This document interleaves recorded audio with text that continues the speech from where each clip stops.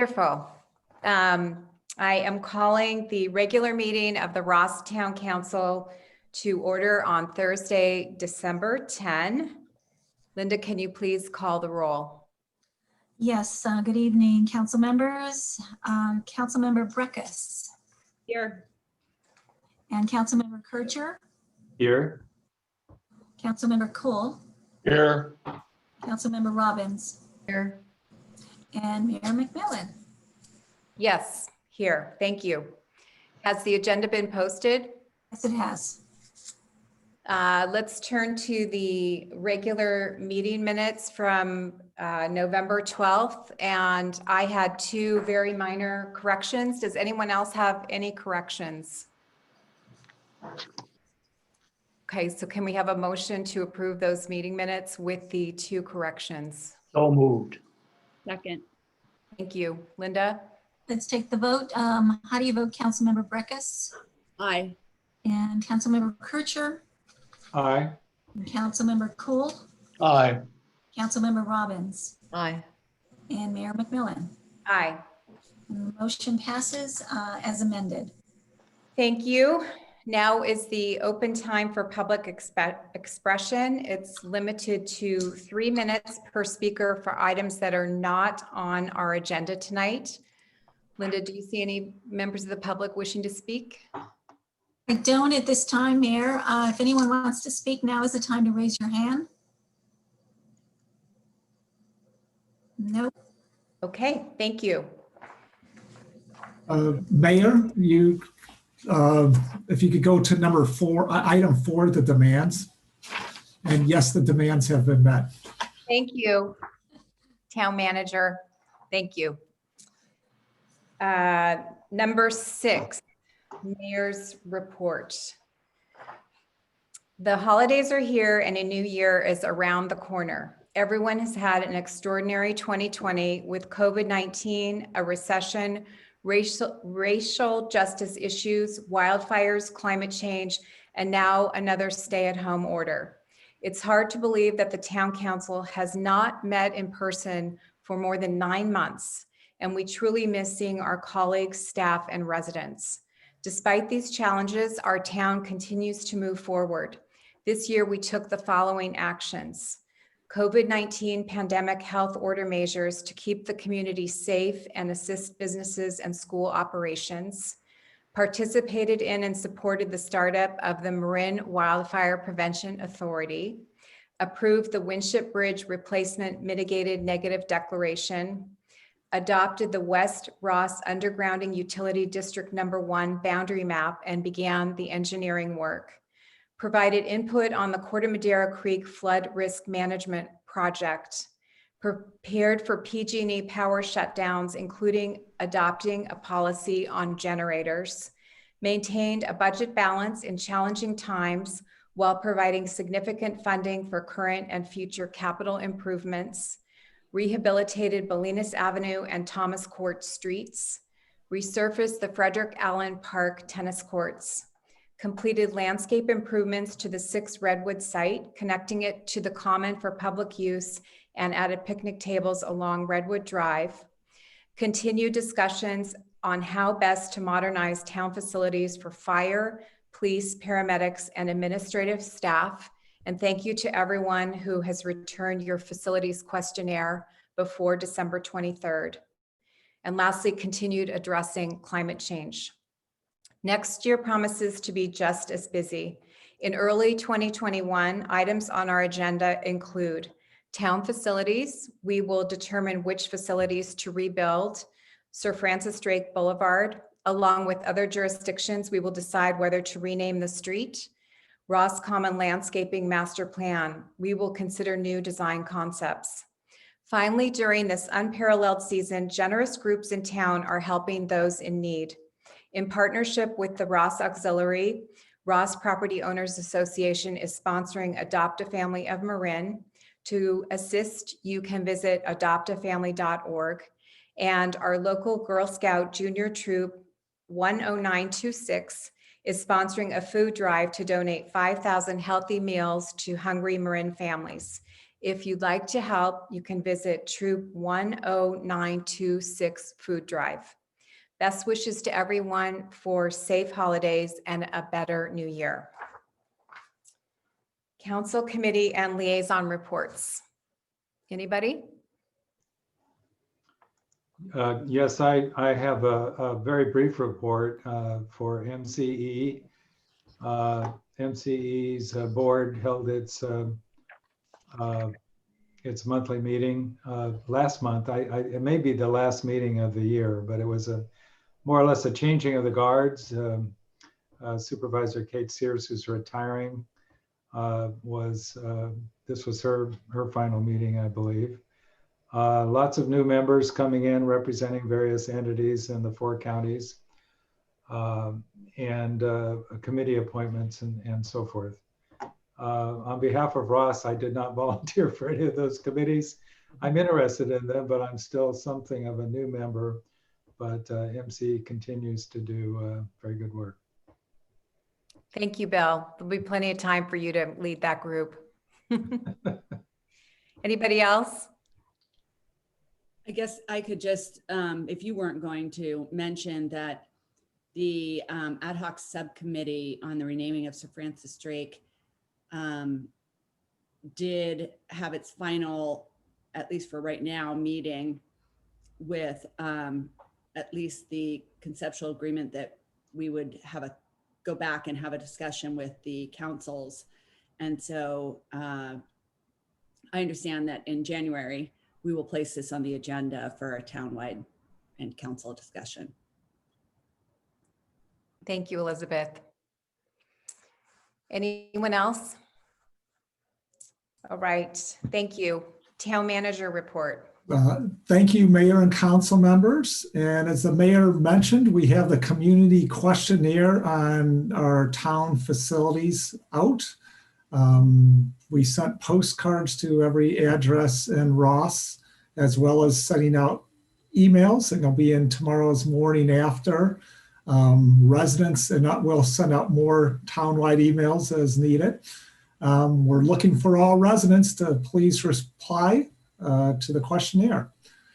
Another item, Police Chief Eric Masterson has announced his retirement. He's going to be retiring in March or April.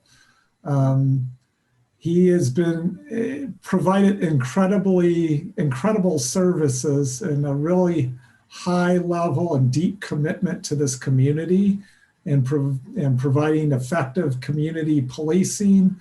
Always very, very willing to engage and interact with the residents of the community. He will be sorely missed and a very tough to replace. We have started the police chief recruitment, and those are the items. Thank you. Ross Property Owners Association. Linda, could you bring, I think it's Jackie tonight, if you could bring her in? You said Jackie? Yes. I don't see a Jackie. There's a, I don't know if that's John. Was there a John on their board? I don't. John Kiekeffer? I think he retired. Okay. Okay, I honestly, there's no one that's raised their hand, and I'm not familiar with any of these names that I'm looking at. Okay. Maybe she'll come on a little later and we can move her in when she arrives. Okay. Next, item number 9, introduction and update by Mark Brown, the new executive officer of the Marin Wildfire Prevention Authority. Joe, could you introduce Executive Officer Brown? Yes, thank you, Mayor. With us tonight is Mark Brown. Mark began his fire service in 1986 and was hired in 1991 by Marin County Fire. And he recently retired as the deputy fire chief in order to take the position as executive officer for the Marin Wildfire Prevention Authority. He brings excellent experience and qualifications and skills to the job, and we're happy to have Mark here tonight. And so hand it over to Mark. Good evening, Mayor McMillan, council members. And one thing I'll add to just a brief update on my career is that when I was hired at the Marin County Fire Department, it was as a firefighter paramedic. So that meant much of my time was spent at Ross Station 18. So lots of experience in Ross. And then, as you all know, I also had the pleasure of being the deputy fire chief for a short period of time with the Ross Valley Fire Department through our contract. So I see a couple of the board members I got to work with from Ross Valley. Good evening. One of the things that I've been able to see throughout my career is that change in the wildfire environment from 1986 till now, and especially over the last 5 to 7 years, there's just been a remarkable change. And it's obvious that we have to change what we're doing now. And this last fire season with 4 million acres in the state of California burned, it's put an exclamation point that we have to act now. And fortunately, the Marin Wildfire Prevention Authority is in a perfect position to act. And it really needs to act in a holistic fashion. We need fire agencies, law enforcement agencies, our local government partners, land management agencies, environmental stakeholders. And then I'll argue some of the people that we need to get involved the most are our community members. All of us need to work together and be part of the solution. And, when you watch the news, it's super easy to focus on all the mega fires that we've seen. They've been very close to Marin. They've been all over the state, all over the nation, and in fact, all over the world. But quite frankly, they still only account for 1% of the fires that occur. And I really feel that we need to focus on the 99% of the fires.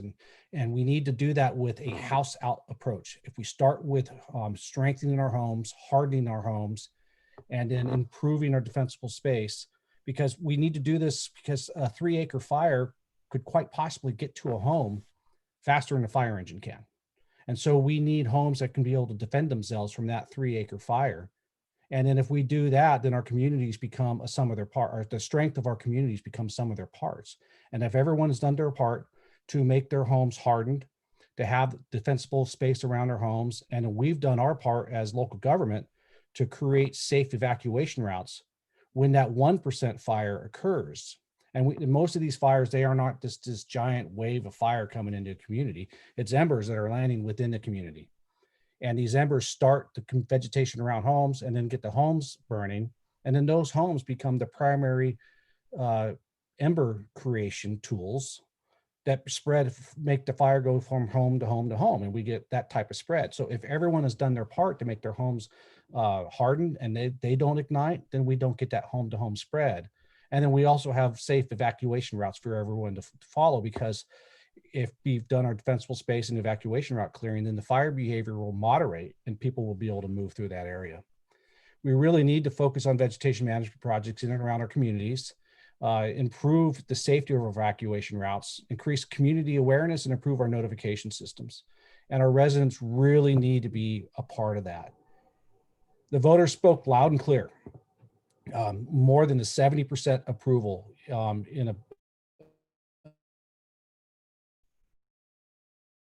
hardly any tax measures passed. And so that message was, they wanted us to start, they wanted to start quickly, and they wanted us to be effective. And we've had a really successful start with partnering with Fire Safe Marin with our chipper days, with nearly 2,400 curbside pickups this year. And we look to expand that next year and combining it with our defensible space evaluations. Defensible space evaluators will go out, evaluate an area of a neighborhood, and then we're looking to create a one-click app for the residents to be able to log into, that after they've had their evaluation, they click on the app and they can schedule a chipper pickup within 3 to 4 weeks down the road. We've also had a very successful public education campaign. We feel the more the public is educated about fire safety, the more that they will take action, and the better action they'll take around their homes. And we've been finding that our evacuation notification systems need to improve, whether it's not everyone is enrolled in Alert Marin, or during PSPSs or power outages, we lose cellular connectivity, and even some of the landlines have been failing during the power outages. And so we need to have a diversified way to get the message out. So we have a beta test of using the NOAA weather radios. This is a decades-old program that uses VHF radio technology that's tried and true. And we've purchased 1,000 radios to be distributed throughout all of the JPA so we could start testing that. To increase community awareness, we've been working with Fire Safe Marin and our FireWise partners and the local fire agencies with the red flag sign. And so when it's a red flag day, you'll see signs in and around the community so that people can be aware that we have heightened fire danger. We are working hard to make sure that all of our practices meet environmental compliance. And then we are just about to put the final touches on an evacuation study request for proposals so that we can evaluate our evacuation routes throughout the entire JPA, prioritize which ones need to work the most, figure out what techniques we need to use in order to get people out safely, and then implement that plan and have an interactive online tool that our first responders are going to be able to use to keep the information updated and actually use it during an evacuation.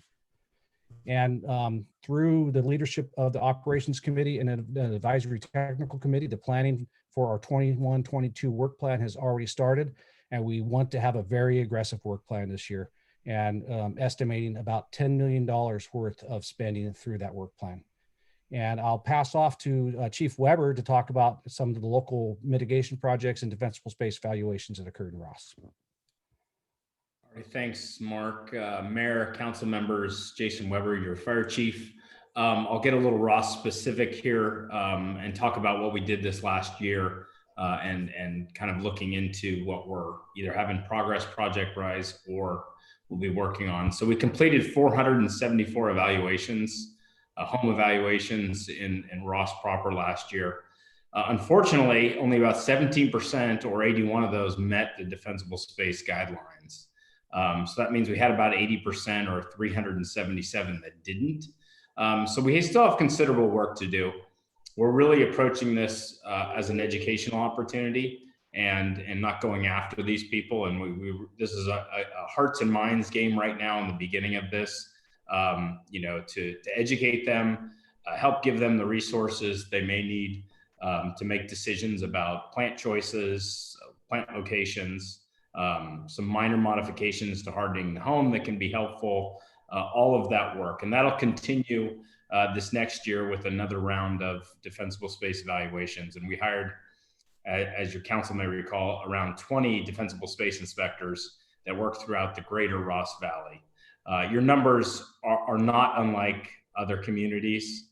And so we have quite a bit of work to do.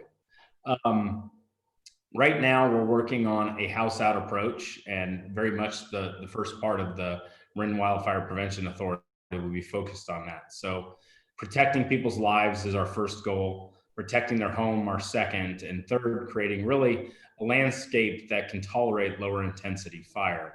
And what that means is a lot of the work that will be done is on evacuation routes and immediately around homes. And many of you may have seen some of the evacuation route work that's already occurred and other is planned. So bear with me as I got to find my glasses here to see the screen because everything's smaller. We've done work already and have finished in Baywood, Wellington, Madera, and Crest Road areas. We've started work on Upper Road near the intersection of Bolinas. This work will continue over the next few weeks, culminating kind of in the Upper Road cul-de-sac area, including along Woodhaven and up to Shipman Place. Future work after that will include the other part of Upper Road west to Glenwood Avenue. So that's the work that we outlined this year as we work on both the larger scale projects, which Mark referred to as the core, and then also those local projects. We'll be engaging as we continue to do Rich and Joe in outlining projects moving forward. And Joe and I spoke the other day, it'll be our intention to bring those back in front of your council for consideration and an opportunity for the public to comment on. But I think that, hats off to Councilmember McMillan, Mark, and the others that, really took this program from 0 to 60 and to launch a whole new organization, have an active work plan within 60 days of the creation of a new agency and complete, all of these projects is something we should all be proud of. So a lot of work's getting done, and there's very little overhead, as Mark can attest to. And we certainly can, because Joe and I have been actively engaged in all these projects. We're getting a lot done, and there's a lot to be proud of, and we're making a big difference. So end of report for me, and thank you for your time. Thank you to both of you. I think it's remarkable that Mark's only been on the job since October 1st, and he's really hit the ground running. And we're so fortunate to have him leading all of us. And like the council, this new agency has never met in person. We have been having Zoom meetings since March. So it's pretty remarkable that the agency is up and running, and there's 17 different agencies represented on the board, and no one's ever sat shoulder to shoulder. So it's challenging, but it's going to produce great things. Anybody have any comments or questions for Mark? Joe, do I need, or Ben, do I need to ask? Oh, Mark, go ahead. I'd like to add one thing. Jason was commenting about how much work got done in such a short amount of time. And he obviously did not mention the lead role that he took to make sure that happened. And so I just wanted to call that out. And I will double down on that.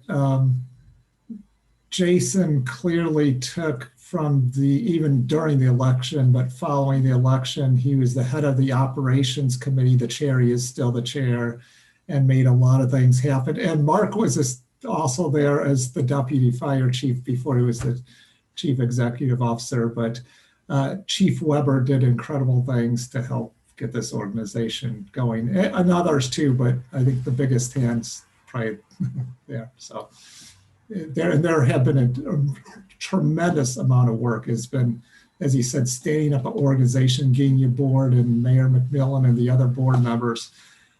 It's almost unprecedented how quickly this has gone and getting all these programs in the ground. So, anybody else want to make any comments, questions? Ben, do I need to have the public? You do not. Okay, great. Well, thank you both for attending our meeting and your remarks. We really, really appreciate it, and all your work too. Thank you. Thank you. Have a great night. Happy holidays, everybody. You too, Jason. Take care, all.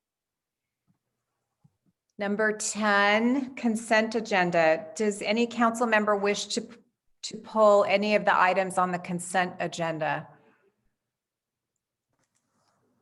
Does any member of the public wish to pull an item from the consent agenda? Linda? I do not see any raised hands. Great. Then could we have a motion to approve the consent agenda, please? So moved. Second. All right, let's take the vote. How do you vote, Councilmember Breckus Aye. and Councilmember Kircher? Aye. Councilmember Cool Aye. and Councilmember Robbins Aye. and Mayor McMillan. Aye. The consent agenda, items A to C, are passed unanimously. Thank you. Next, item number 11A, 1 East Road Design Review and Nonconformity Permit and Town Council consideration of adoption of resolution number 2189. Matthew. Hello, Matthew.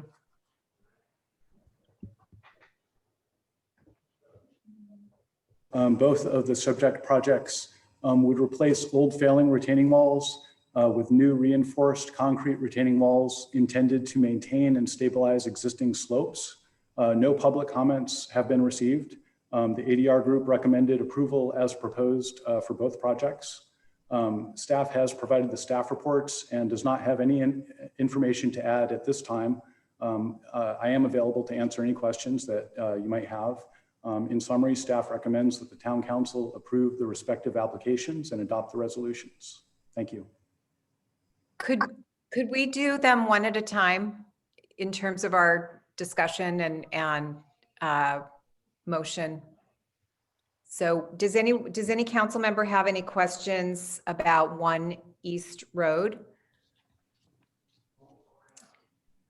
I assume the applicant doesn't need to speak, but wanted to offer that. Linda, do you see anyone, Charlene? Yeah, I don't see her present tonight. Great. Does any member of the public wish to speak on this application? Okay, And we'll bring it back. Any discussion, questions? Any discussion, council? I just want to mention that this is one, like the next item, where it's almost, you almost wonder, should we be handling this in a different way and give more administrative approval on items like these too? And that's it. Thanks. I move we approve Resolution 2189. Second, all right, let's take the vote. Councilmember Breckus aye. and Councilmember Kircher, Aye. Councilmember Cool, Aye. Councilmember Robbins, Aye. Mayor McMillan. Aye. The motion passes unanimously. All right, now turning to item number B, 114 Winding Way, design review, hillside lot and variance permit and town council consideration of adoption of resolution number 2190. Matthew, I assume you have nothing to add. I do not have anything to add unless there are questions. Great. Any questions? Does the applicant wish to make any comments? I do not see the applicant present. Okay. Any member of the public wish to make a comment? There are no raised hands. Great. So we'll bring it back. Council, discussion, motion. Move to approve. Second. All right, let's take the vote. Councilmember Breckus, how do you vote? Aye. And Councilmember Kircher, Aye. Councilmember Cool, Aye. Councilmember Robbins, Aye. and Mayor McMillan. Aye. The motion passes unanimously. Thank you. Thank you, Matthew. Next is our administrative agenda, item number 12, follow-up discussion of town's options to provide to fund private roadways with public funding and alternative options to support private roadways. I am recused from this item, so I will turn it over to Mayor Pro Tem Robbins. Thank you. Joe or Rich, is there a staff report that you would like to present? Yes, Mayor Pro Tem and council members, Rich Simonich, Public Works Director. So tonight we are having a follow-up discussion from our October 8th council meeting regarding the funding of private roadways with public funds and a discussion of possible options. And town staff, myself, Joe, and the town attorney have done some extensive research into this item, looking for additional risk factors, looking for options that could work, and what would actually be in the best interest of the town and a majority, if not all, of the residents of Ross. So I have a screen PowerPoint presentation, so I'm gonna share my screen. If I could be enabled to share my screen, Linda? You should be able to. I did that earlier. It said host disabled participant screen Oh. sharing. Okay, there we go. Sorry. There we go. Okay, so this is our follow-up discussion here. Let's see, get this going. So recap of the October 8th, 2020 council meeting. We analyzed our current map of the town maintained road system and determined that 11 miles out of 17 total roadway miles are town maintained public roads. And most of the private roads are at the end of the more extensive and consistently maintained town maintained public road system, as we'll take a look at in a little bit here. There are multiple sources for funding road maintenance that we discussed. The impacts fees, the gas taxes, and other roadway funds. They cannot be used without a risk of the private roads becoming a public facility, which could result in future repair and maintenance responsibilities for the town. And then we looked at the general fund, which is legally possible to use, but it's not recommended due to a number of risks and costs, including those that are related to the impact fees, gas taxes, et cetera. So we looked at those risk factors that's associated with using the public funds for private road maintenance. And we looked at the increased liability to the town for more or less taking ownership of these private roads by expending the public funds on them. We looked and discussed briefly the prevailing wage trigger. When you use public funds, you're required to adhere to prevailing wage laws.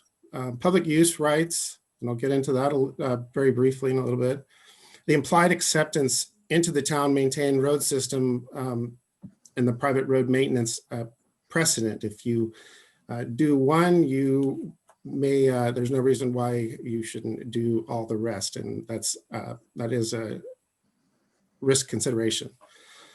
And the reduced funding that would otherwise be available for other roadways and town services. So we reviewed those items, and town council came back with a few clarifications and comments that they wanted staff to look into a little bit further. But first, I just wanted to go over our town maintained road system. So as you can see, the red roads are the roads we currently maintain. So here's just for reference, Sir Francis Drake comes through here, Shady Lane up here, Lagunitas, and Laurel Grove, our main thoroughways. And you can see the blue lines are the non-town maintained, what we call the private roads in town. And you can see that, for instance, if you have a project going on at any end of or on any one of these blue private roads, invariably you would be traveling, the construction vehicles, the construction related vehicles and traffic will be traversing over mostly the public road system. In fact, it's interesting to note that the distance traveled within Ross on the public roads is higher for projects located on private roads than on public roads. And that's a important aspect to consider when we're looking at the equity issue.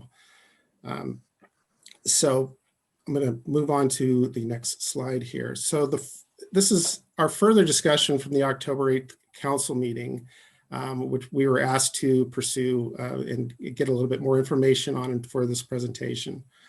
The prevailing wage issue. So only a minimum $1,000 expenditure will trigger a prevailing wage project. So if we give anything over $1,000, contribute to a private road through any one of those funding mechanisms, you trigger the prevailing wage laws of California, which results in significantly higher rates than for private contract bids. The Department of Industrial Relations reporting requirements, which I'm very familiar with and can be tedious, especially reviewing certified payroll records from the contractor as they submit those.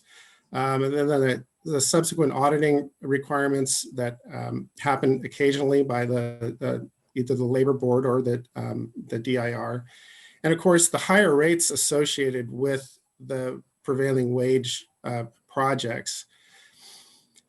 And this would require broad indemnity to protect the town from prevailing wage claims if we did contribute public funds and the prevailing wage laws were triggered.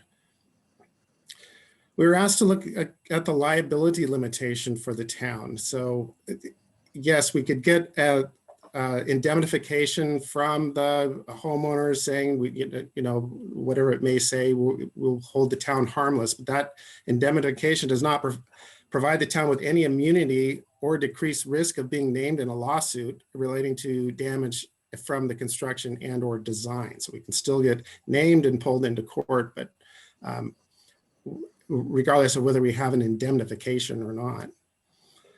So a quick look at the general fund use, which could be a source to look at for this funding, but there are several risks involved with using general fund or any type of roadway funds that currently make up the roadway fund itself.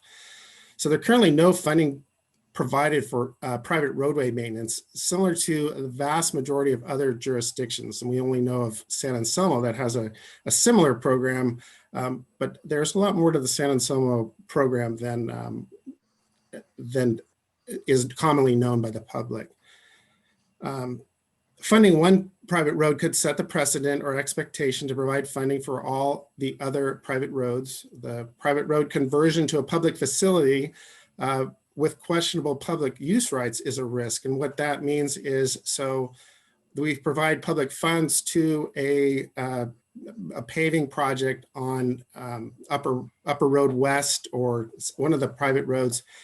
And the people that live up there could come back and say, well, it's still our private road, so we're going to put up a gate or restrict access to the public. So there's that risk that's worth consideration.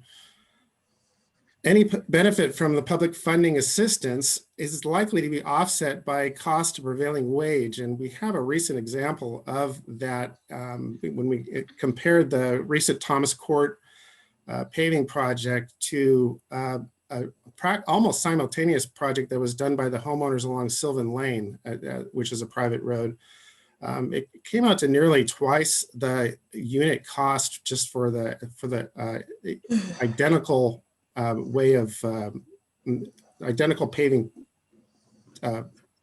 operation. And then, of course, a reduced funding for otherwise available to public roadways and the public and town services. The previously discussed alternatives, conditioning the permit applicant to video document pre-construction conditions and the repair of public facilities requirements. Encourage the creation and participation with formal or informal neighborhood road maintenance associations, and enforce utility contractors to provide the town with notice of open trench or other street cut work. And we're going to expand on that a little bit too as we look at additional options. One of the first additional alternative option we looked at, that a way that we can assist the private road maintenance question, is conditioning a permit applicant or developer to comply with all the private road maintenance obligations that are currently outlined in the California Civil Code Section 845. And so the benefits of this would be it's not considered a monetary exaction. It's will require the developer to enter into a road maintenance agreement with the other homeowners for fair share contribution of future maintenance costs. Section 845 provides for and describes the fair share requirement and the civil action procedures for homeowners to recover costs from any non-payers along the street. So the code and some forms of enforcement already exist in the California Civil Code. But the town could not sue a property owner under that Section 845 to compel the contribution. That's been shown in case law, but the property owners could sue to compel such contribution. So we could revise Ross Municipal Code 18.41, which describes the design review procedures and conditions, or we could be ministerially on a case-by-case basis. Staff recommends that if we did go with this alternative, that it only be applicable to projects that would otherwise be subject to design review. We don't want to encumber solar permits or simple retaining wall projects with this type of condition. Another alternative option, which expands on one of the options we brought up at the end of the October presentation, is requiring the contractor notification of work in the private right-of-ways and provide a proactive notification and assistance to homeowners on the private roads when a contractor is going to be doing work. And examples of this are if they were replacing a sewer lateral up on a private road, well, that contractor has to cut into the street to do the sewer work. And they're not required to notify the Department of Public Works because we have no inspection jurisdiction over the private roads currently. So what this alternative suggests is that Public Works takes a more proactive position with contacting the utility company, or perhaps working with a homeowner that lives on the private roads. They can provide maybe contact information to be a point person for coordination with DPW. And then we would provide nominal assistance in the form of standardized details and specifications for pavement improvements and stormwater quality and traffic control diagrams, all of which are readily available, including creating some sort of packet online on our website that they could download and look at. So some examples of the typical sections, we could just provide the typical trench repaving section to the contractor or to the point person so that the road can be properly repaired. And this is a big cause of the deterioration of private roads, I believe, is the lack of oversight by DPW or the professionals who are familiar with this, the repaving and paving and compaction requirements.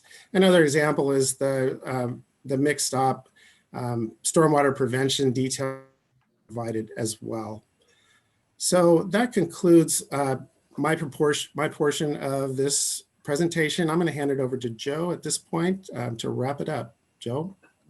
Thanks, Rich.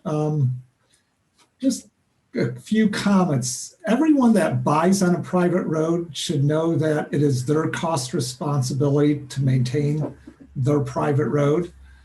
Private road owners enjoy benefits of little traffic, much quieter roads than people on public roads. People on private roads receive both the benefits and results and the cost of living on a private road. I live on a private road, and there's always in mine and all my neighbors that we're going to pay the cost of maintaining it. The question is, does the council want to spend public dollars to maintain private property? Any funding on private roads will reduce funding for public roadways or reduce the ability to fund other public services that we provide. Also, there's the addition of significant potential other risks and liabilities that Rich in the staff report mentioned. For these reasons, the vast majority of California jurisdictions do not provide public funding for private roads.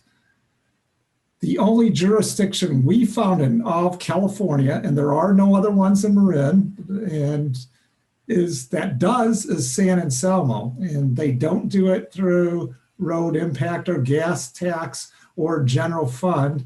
They use a very small portion of proceeds from a voter-approved tax measure. Over the past 4 months, staff and our attorney team has spent a significant amount of time reviewing aspects of using public funds for private roads, as well as searching through other alternative ways we can support private roads, which our results are presented in the staff report and Rich discussed. Our conclusion is that staff recommends against utilizing any public funding source to maintain private roadways. Instead, we pursue those alternative options described in the staff report. And Rich and I are available for any questions. Thank you, Joe. So let's start with council questions of for Rich and Joe. Then we'll follow with comments from members of the public, and then we'll return to have a discussion among council members. So are there any council members who have a question for Rich or for Joe? Councilmember Cool. Is this an action item tonight? Staff needs direction. This is our second point here. We need direction from council to let us know where we're going. What is the desire of council? Councilmember Breckus. Well, I wanted to understand two points. One is there a concern that if Public Works gets more involved in things like trenching and repair and oversight, that in itself could then expose the town to arguments that we have made private roads public? That's a good question, Elizabeth. I think I would want to make it as passive as possible, just by using the website, and definitely not become involved in inspection or review of compaction tests, that sort of thing. But as the town engineer, I have a second question. Okay.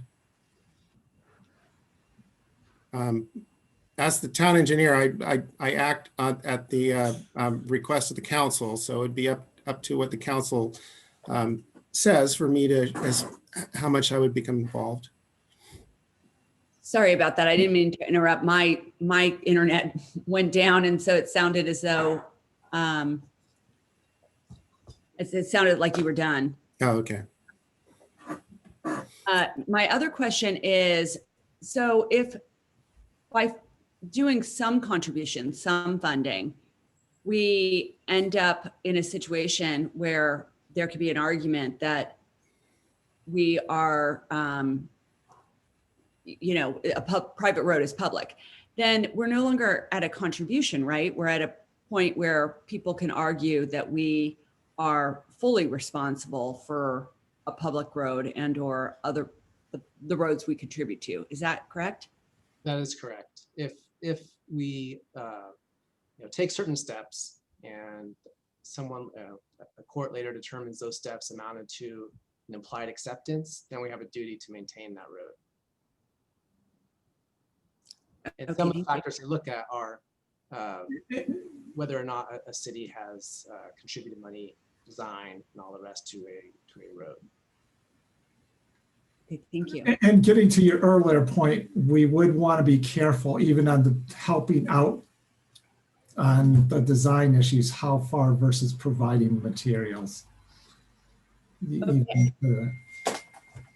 Sorry, I had another question, which is this idea that design review then triggers our contribution or our making people comply with 845.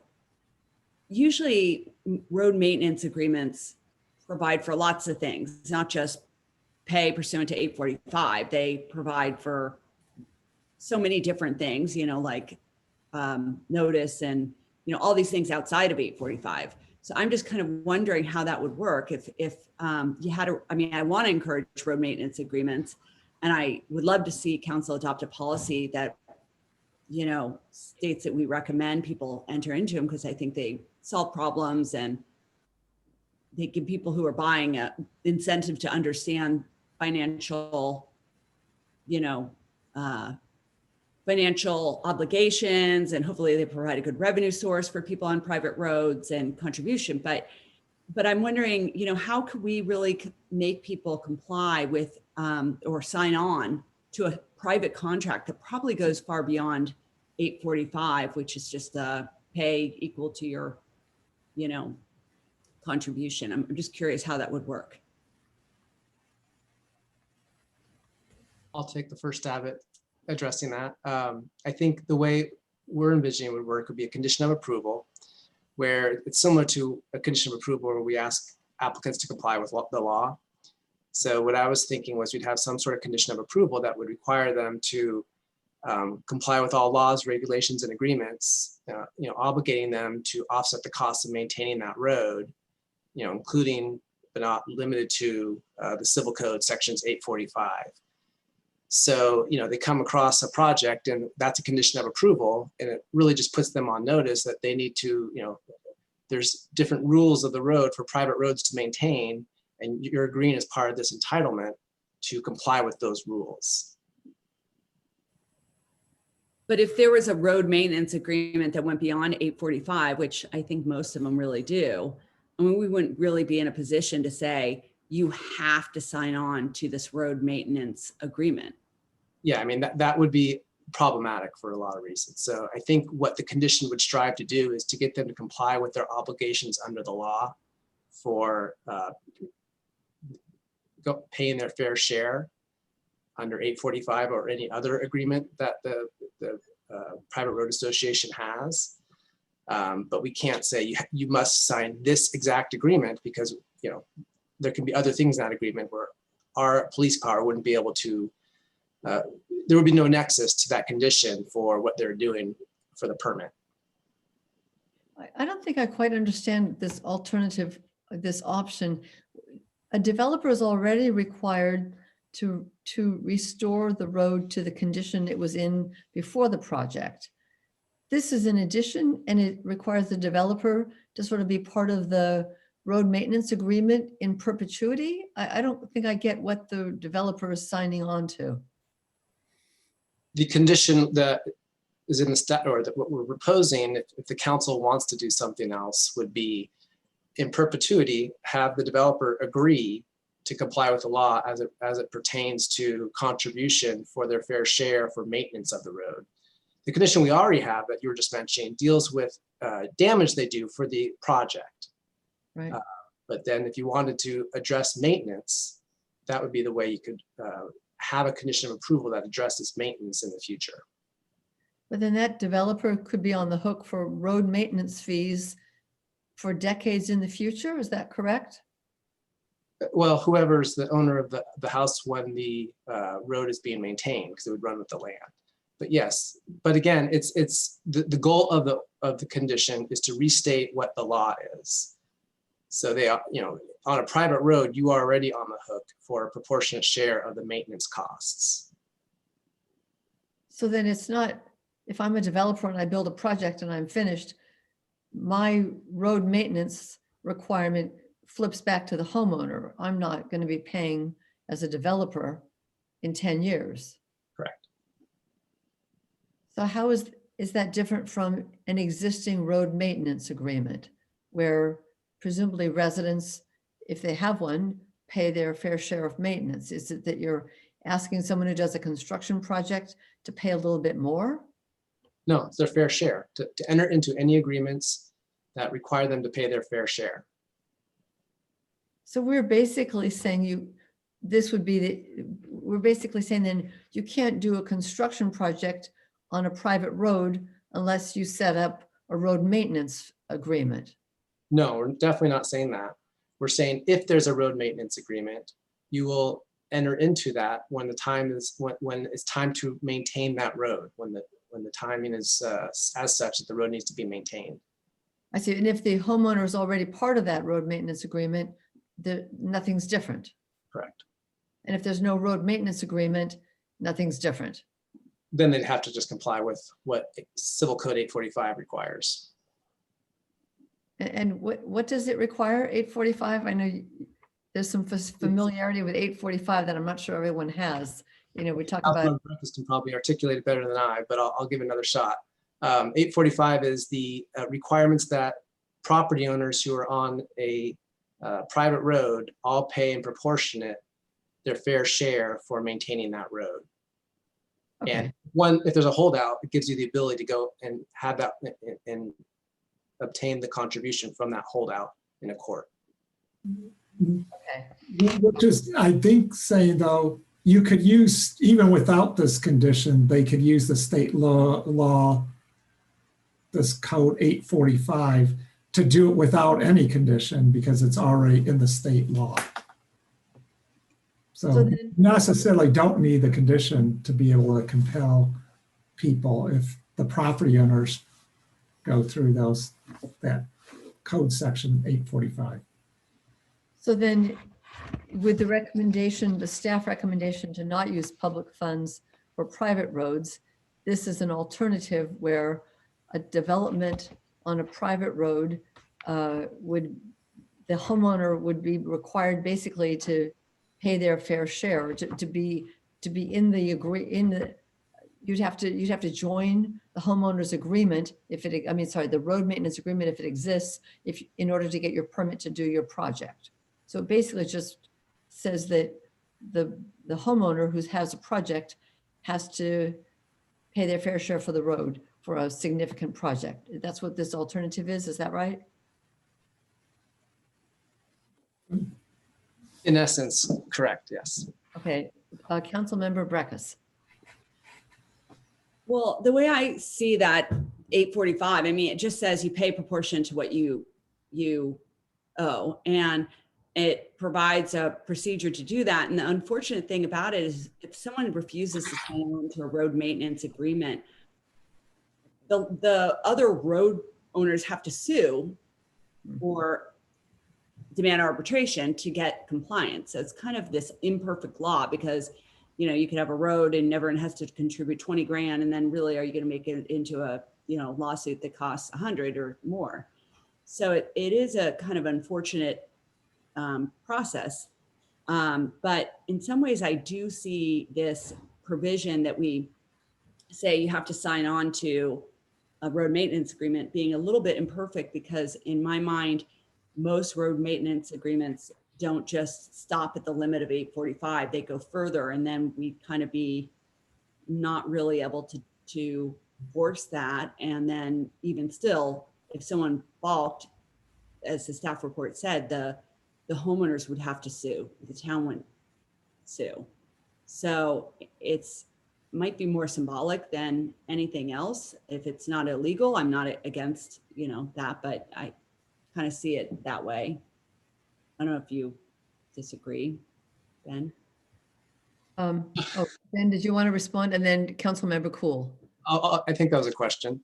I think it's what we took from the last meeting was a look into whether we can impose a condition for approval that encourages homeowners to enter into these agreements. And this is what we were able to come up with.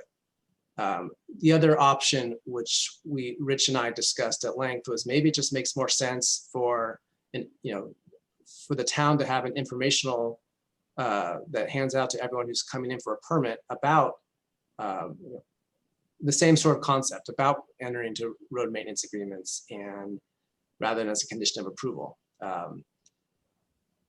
So if you feel uncomfortable about creating a condition, then that's the other way have information for the public about their requirements to, under the law, to pay their fair share for private road maintenance. Thank you. Councilmember Cool. Is what we're contemplating passing some kind of a provision that says that people who live on private roads are not obliged to pay the 1% when they do some kind of an improvement project? No, everybody's required to pay the road impact fee has to be paid by all property, because everybody's benefiting by the public roads and all of the developments going over, whether you're on the private or public. This doesn't change that. It's an additional condition that we are talking that's not related to the 1% road impact fee. And I guess I'm not getting the basic concept. It sounds to me like we're proposing to open a real Pandora's box here of just creating all sorts of problems for ourselves and maybe for everybody else everybody on the private road that needs repair.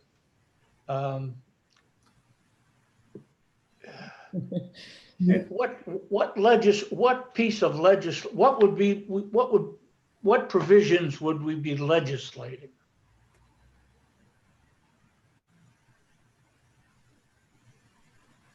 Ben, do you want to take a stab at that? Yeah, I mean, for the direction we're looking tonight is whether or not to direct staff to impose this type of condition that would require property owners to agree to enter into and comply with all laws and regulations relating to maintenance of private roads.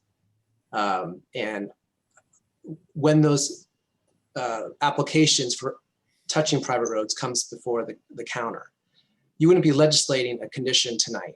You would be giving direction to staff that this is something you want to do, that you think it's appropriate to do when someone comes to the counter, the private road, or a project touches a private road. You'd want staff to have this as one of our conditions of approval when it goes through the design review process. What would be the condition? You have to obey the law that already exists? More or less, it would be that. Yeah, you'd have to comply with the law of road Well, maintenance. that's silly. We've got a law. Why do we need another law saying you have to comply with that law? Well, that's a. Maybe I'm getting lost, but I'm having a great deal of difficulty of seeing what it is that we might be asked to do. And then once I understand that, then I want to understand, are we still going to have the issue of the problem with the town being accused of making this a public road? How are we going to avoid that if we're now still going to participate in things that have to do with private roads? We will be able to, what we're asking for you, what staff is recommending for you to do is not to contribute money for private roads. Staff has been really clear that they don't think that's appropriate. If we don't go down that private road, I had to say it. If we don't go down that road, then we don't have to have the concern about whether or not that road becomes a public road and all the liability attenuated. If that's not what we're talking about, we don't have to worry about that. Staff has an alternative. It's this condition I've been talking about. Because at the last council meeting, the council asked us to look at maybe imposing a condition of approval. That condition of approval does not subject the town to any sort of increased liability about the road being determined to be a public road. And you're sure of that? There's no, the council doesn't have to consider or approve this alternative. This is just, by the way, you could consider this tonight, but it's not like, since you can't use public money, please do this. It's just being thrown out as something you might consider. Is that right? That's right. We were looking for direction, whether you want us to have this as part of our standard conditions of approval in the future for design review when someone comes in on a lot that's adjacent to a private road. Well, I'm not going to express my opinion until we've had the opportunity for the public, if there's anybody there who So wants to talk. Councilmember Kurt has his hand up. Oh, I'm sorry, I didn't see Bill. That's okay. That's okay. I'm listening to the discussion. I think actually Elizabeth Beckus already pretty much hit on my questions. I was just having trouble understanding how we could require somebody to enter into an agreement we haven't seen that could have provisions in it that go way beyond what we're talking about here. And then if we did do that and the homeowner objected that, well, wait a minute, this is completely different. I don't want to enter into this. Who's going to adjudicate that? Is that going to be the planning department? Is that going to be the council? What are we getting into? I had some concerns about that too. I did have one other question, which is, if we do require as a condition that the owner or the developer agree to comply with obligations under the civil code, is it correct that the town has no enforcement authority if the owner violates that condition? There's no way to go back and say, okay, now we're going to unapprove your project or something like that. You can always, just like any condition that runs the land where we find out there's a violation, we can use our citation authority, but no, we can't compel them or to enter into the agreement. That's what the civil code provides for the property owners, nor can we undo the approval that's already happened. But the town could could issue a citation that would carry some sort of monetary penalty, or that the town would have to enforce by going to court, probably.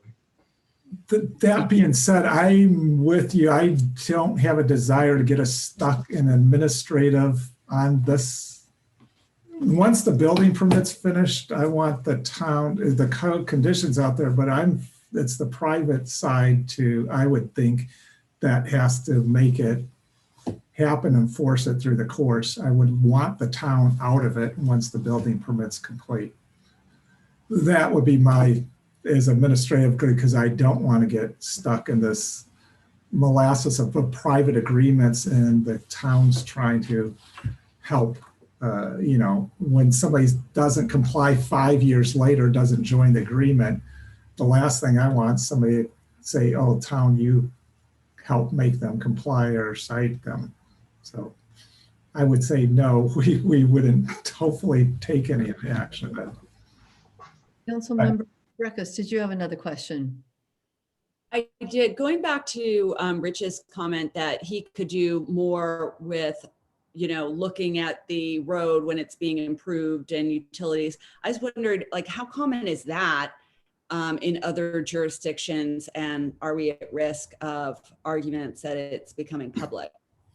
It's actually, when I was deputy road commissioner for the county of Marin, that was a procedure that we used in public works, where there was work to be done mainly with the public utilities, PG&E, MMWD, but also we would strap it onto the private ma and pa contractors. This notification that the public works needs to be notified when the work is to be done into the private right of ways, so that we can basically coordinate the work that we have going on around the project, so we at least know where the contractors are at any one time. It was more just so we can track all of the work in the county with relative to our actual encroachment permits. So yeah, it's done in Marin County. I guess I'm asking Elizabeth's question too. Then, do we even have the right to do that? I mean, it's not private property, and it's not our project. All we're asking for, I already get notifications from Underground Service Alert, regardless if it's public or private. Those are kind of a pain to track. I'd rather have a contractor call me and say, hey, Rich, we're going to be working up on Crest Road, and me telling them, well, please send me, I've been doing it actually when they send me an email. PG&E does it. A lot of times they don't realize whether they're on a private or public road, and they'll email me and I'll tell them, well, we don't have inspection jurisdiction or permitting jurisdiction over that, but we do appreciate this notification. And I'll defer to Ben the legality of it, but we did it at the county. We're just requesting that it's a request, basically, that the contractor notify Public Works of any work within the private road right away. Yeah, no, you have that authority for the notification requirements. Okay. Other questions from council members? Councilmember Breckus. Sorry, just to follow up, Ben. So we have the right to request notification, but then what about the right to inspect and or, require additional things to happen? I would highly recommend not putting us out there for inspection, or even using the word inspection. If they want to call me out to look at something, I would have to just tell them it's out of my jurisdiction. All we're doing is, I can send them some standard details. That's where I would recommend some sort of contact person, volunteer along the street that knows maybe something about roadways. I could send them this information. They would need to go out to the contractor. And in fact, I did this with Ivy Road folks recently when PG&E was up there.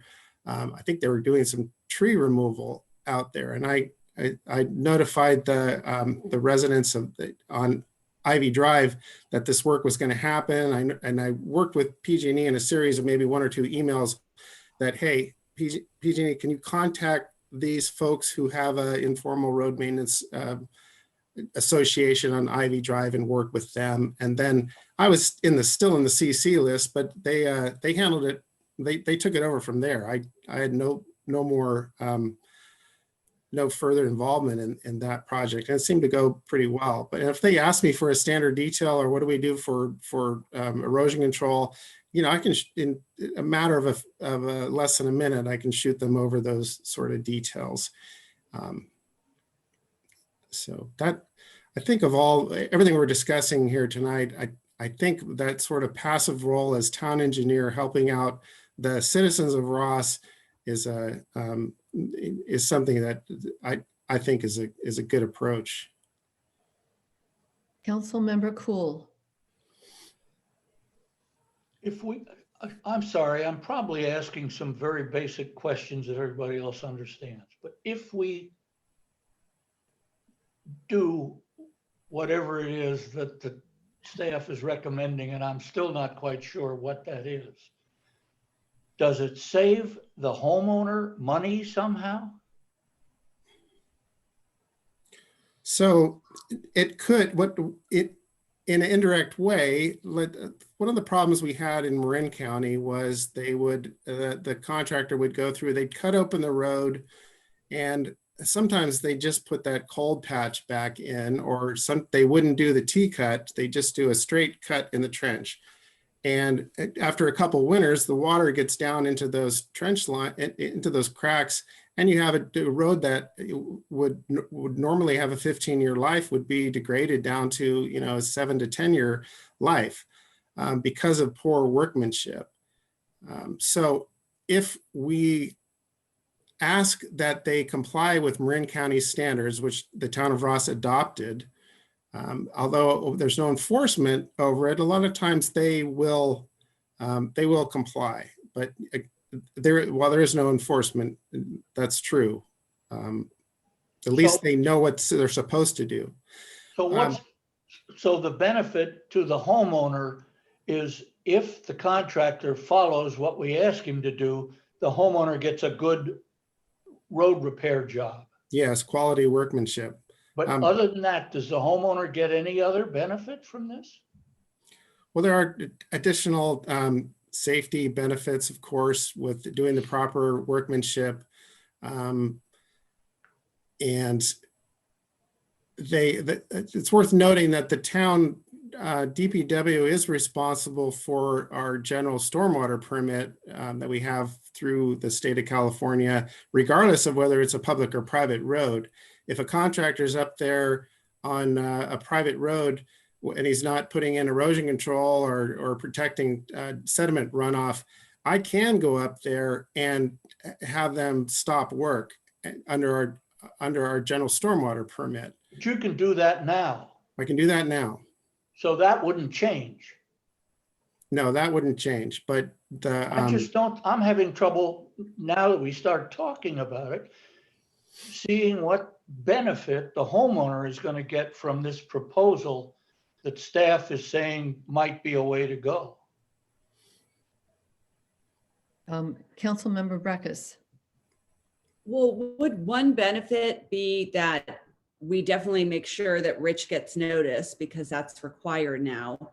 And then he can at least be a liaison so he can let private homeowners know. I mean, in some ways, I'm wondering, is it not sometimes happening that a contractor's doing or a developer's doing work on a project, they're doing work in the road, and even though the road is owned by all of the people on the street, maybe they're not getting notice of, well, I mean, would they definitely get notice irrespective of this?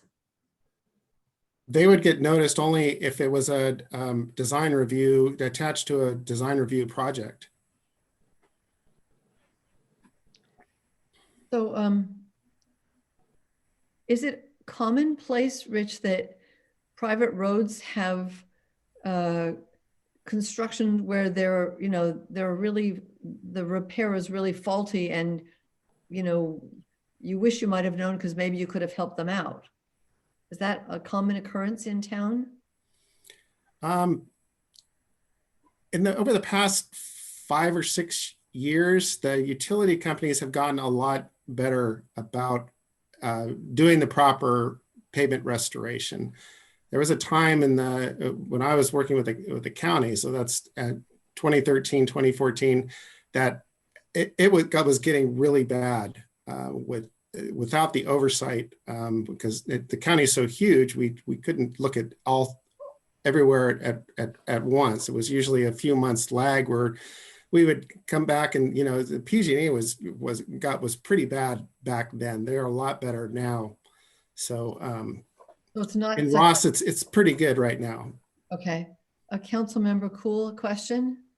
Yeah, maybe I'm asking the wrong questions. Maybe I'm heading off in the wrong direction, so I'm sorry. But under staff, I don't want to call it a proposal because I know you're not really outright recommending it. You're simply suggesting it as a way we could go. Right. If we went this way, homeowners on private roads who wanted to do some kind of a project would still have to pay the 1%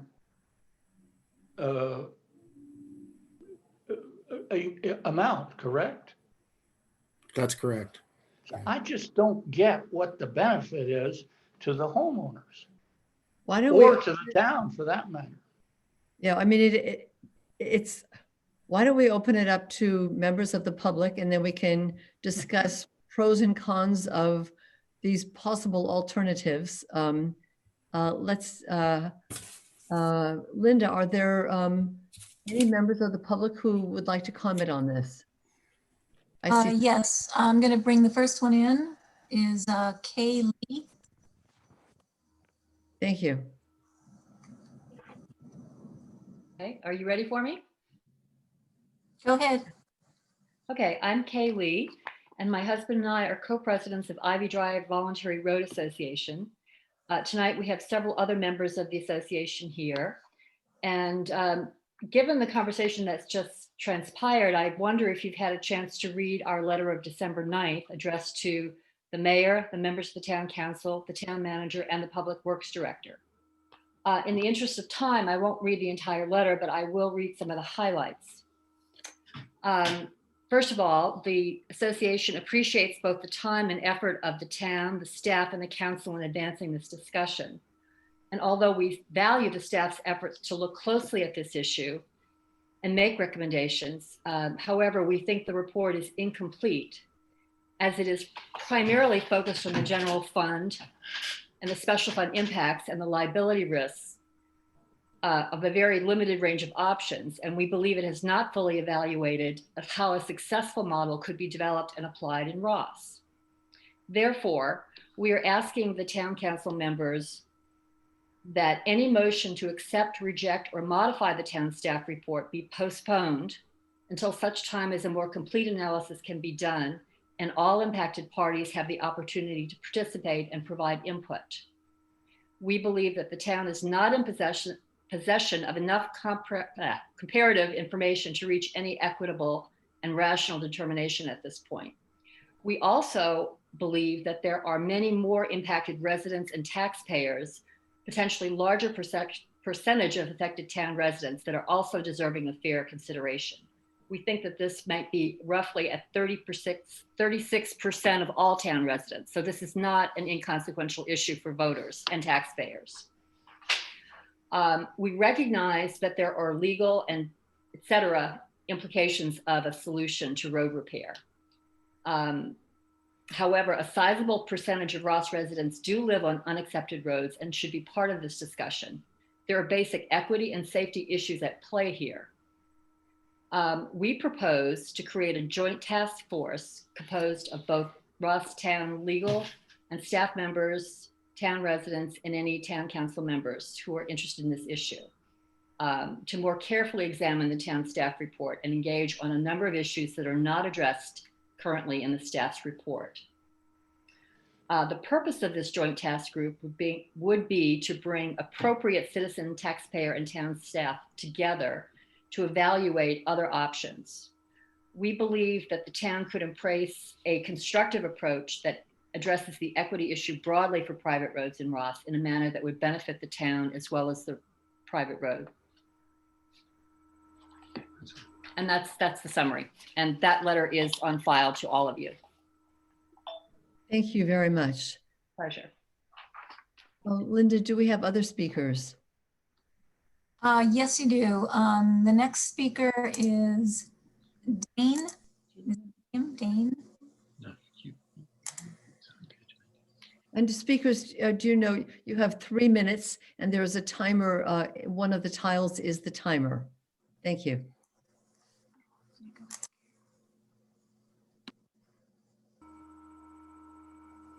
Go ahead, Dane, you're on.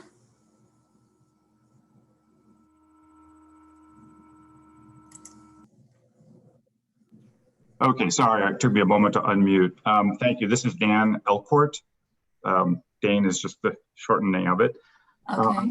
Resident of Ivy Drive, and thank you, Kay, for summarizing the course of our letter. I think I share Councilman Breckus and Councilman Robbins and Councilman Kuhl's concern with the staff report, because I listened to it and I'm equally confused and confounded by what we're trying to accomplish. This really started out as a simple request, which is that there is a road impact fee that's charged to all construction projects. And the benefit of that road impact fee goes to a certain percentage of the people who live on publicly maintained roads and not privately maintained roads. So there's a couple, and then the town looked at this and said, there's liability issues, there's acceptance issues, there's lawyer concerns, there's public fiscal responsibility concerns. Oh my goodness, let's look at it and decide what we can do. And the conclusion was, let's come up with a process that makes getting a construction permit more difficult, force people to sign agreements that they haven't read, and that's how we're going to help solve this problem.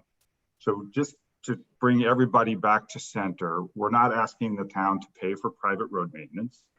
We are not trying to ask to get out of our responsibilities to pay for our own private roads. We do share the view that we bought into a private road, and while we didn't appreciate what we were buying into, we've accepted that fate. We're not asking for the town to fund private roads generally. We're not asking for the town to adopt regulations, permit conditions, additional burdens and obligations, or agreements that simply replicate what the civil code already requires.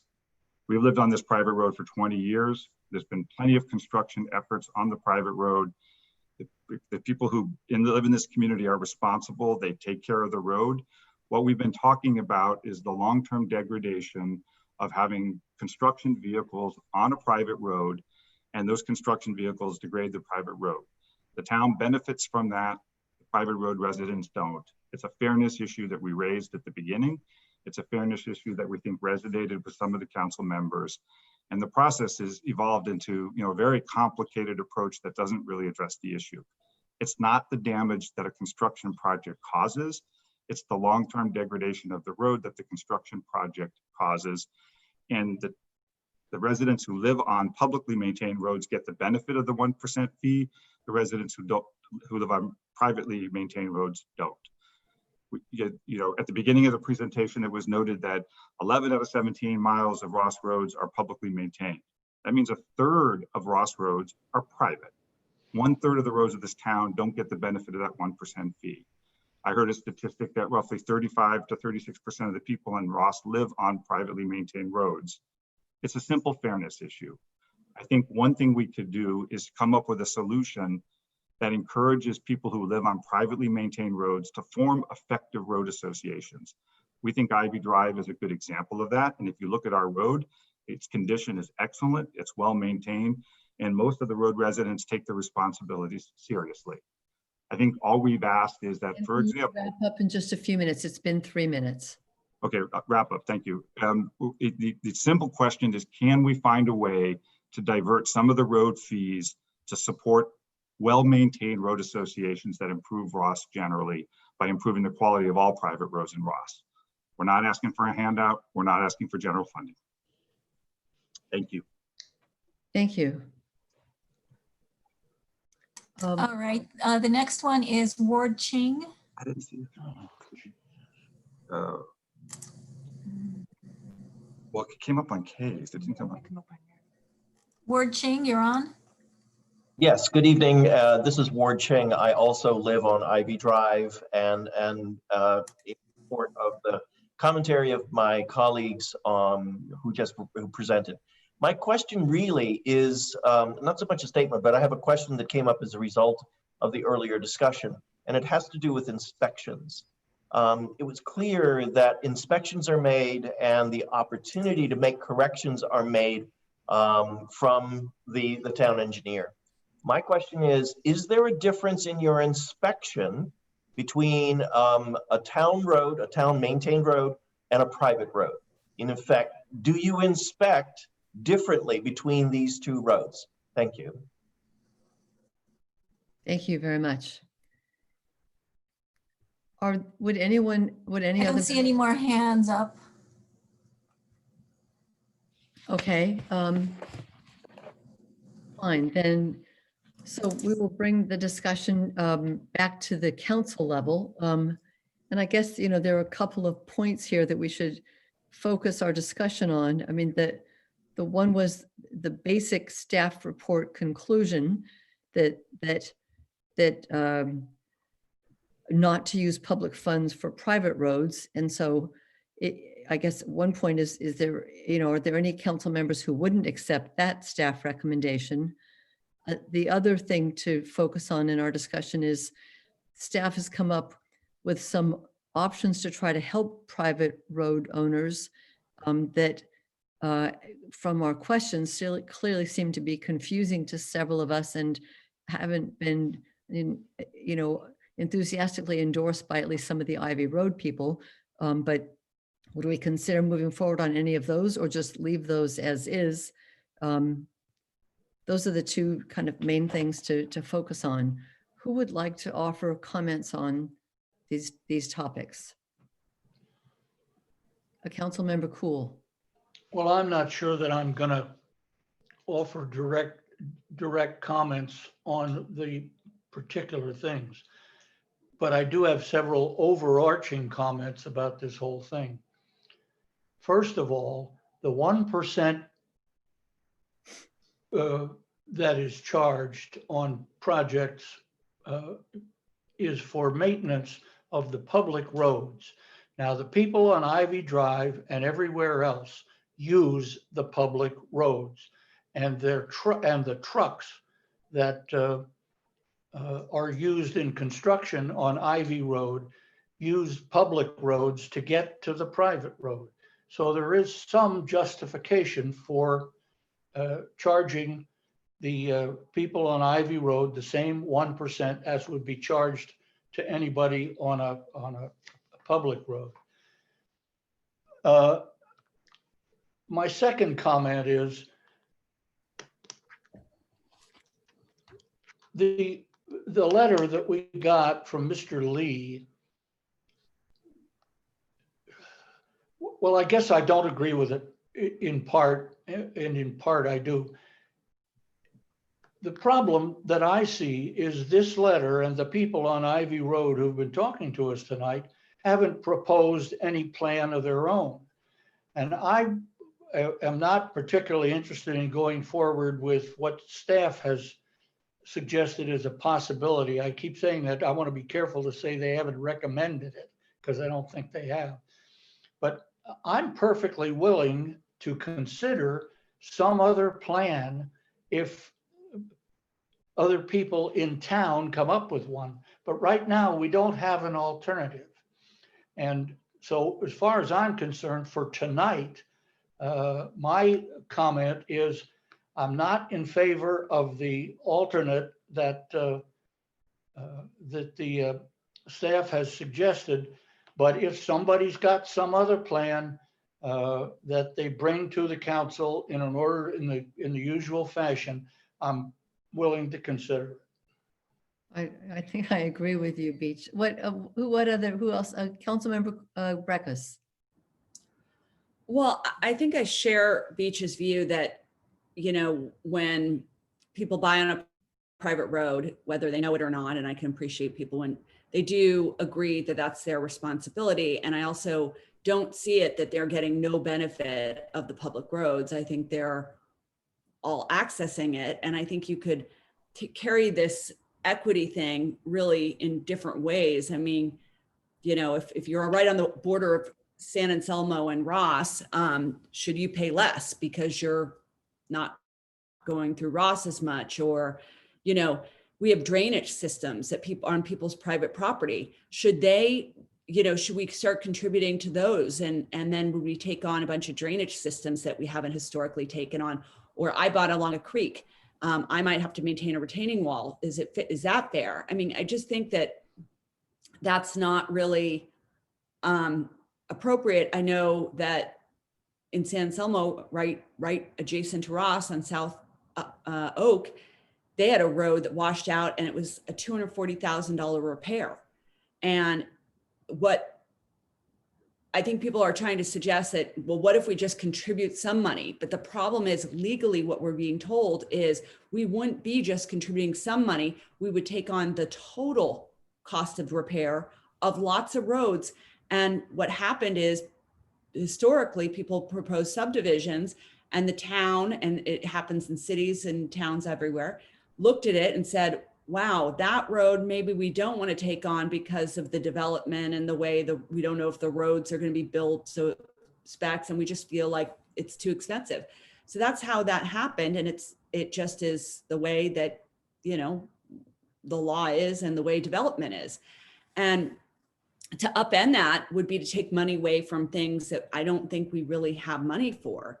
And I just really do want to emphasize that I don't agree that with the point that, you know, these residents aren't getting the benefit of the 1% because they are, and before they get onto their private road, the other roads are maintained in a way. So I voted and Beach voted to put this on the agenda because it was raised with us, and we wanted to have a fair hearing, and we wanted to understand the San Anselmo model.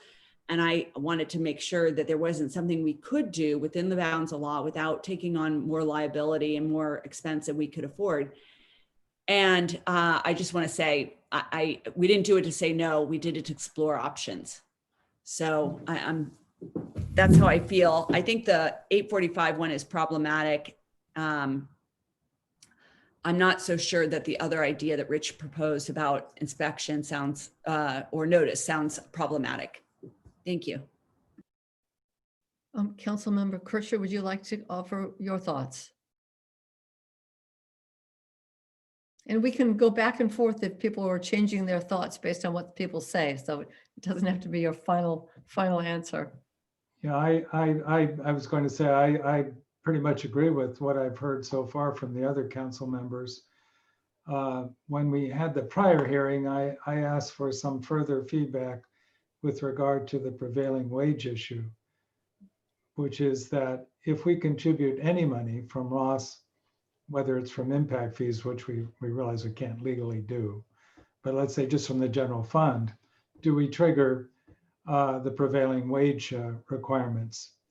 And it's quite probable we would. And so any financial assistance the town would give from whatever means, first of all, probably wouldn't be that much money if the town were even willing to do it. But it might make things worse for the private homeowners who now would have to pay the prevailing wage to contractors to do road work. And in other words, the town could make a contribution that is not only offset, but more than offset by the increase in construction costs. And I've actually given this a fair amount of thought, trying to think this through from different angles. And I always come back to the same place, that there's nothing I can see that we could do that wouldn't potentially make things worse. So on the other hand, if someone were to come up with a specific proposal, I'd certainly be willing to consider it. But I really don't see a way forward now that really is going to be that beneficial to the private road owners at the end of the day.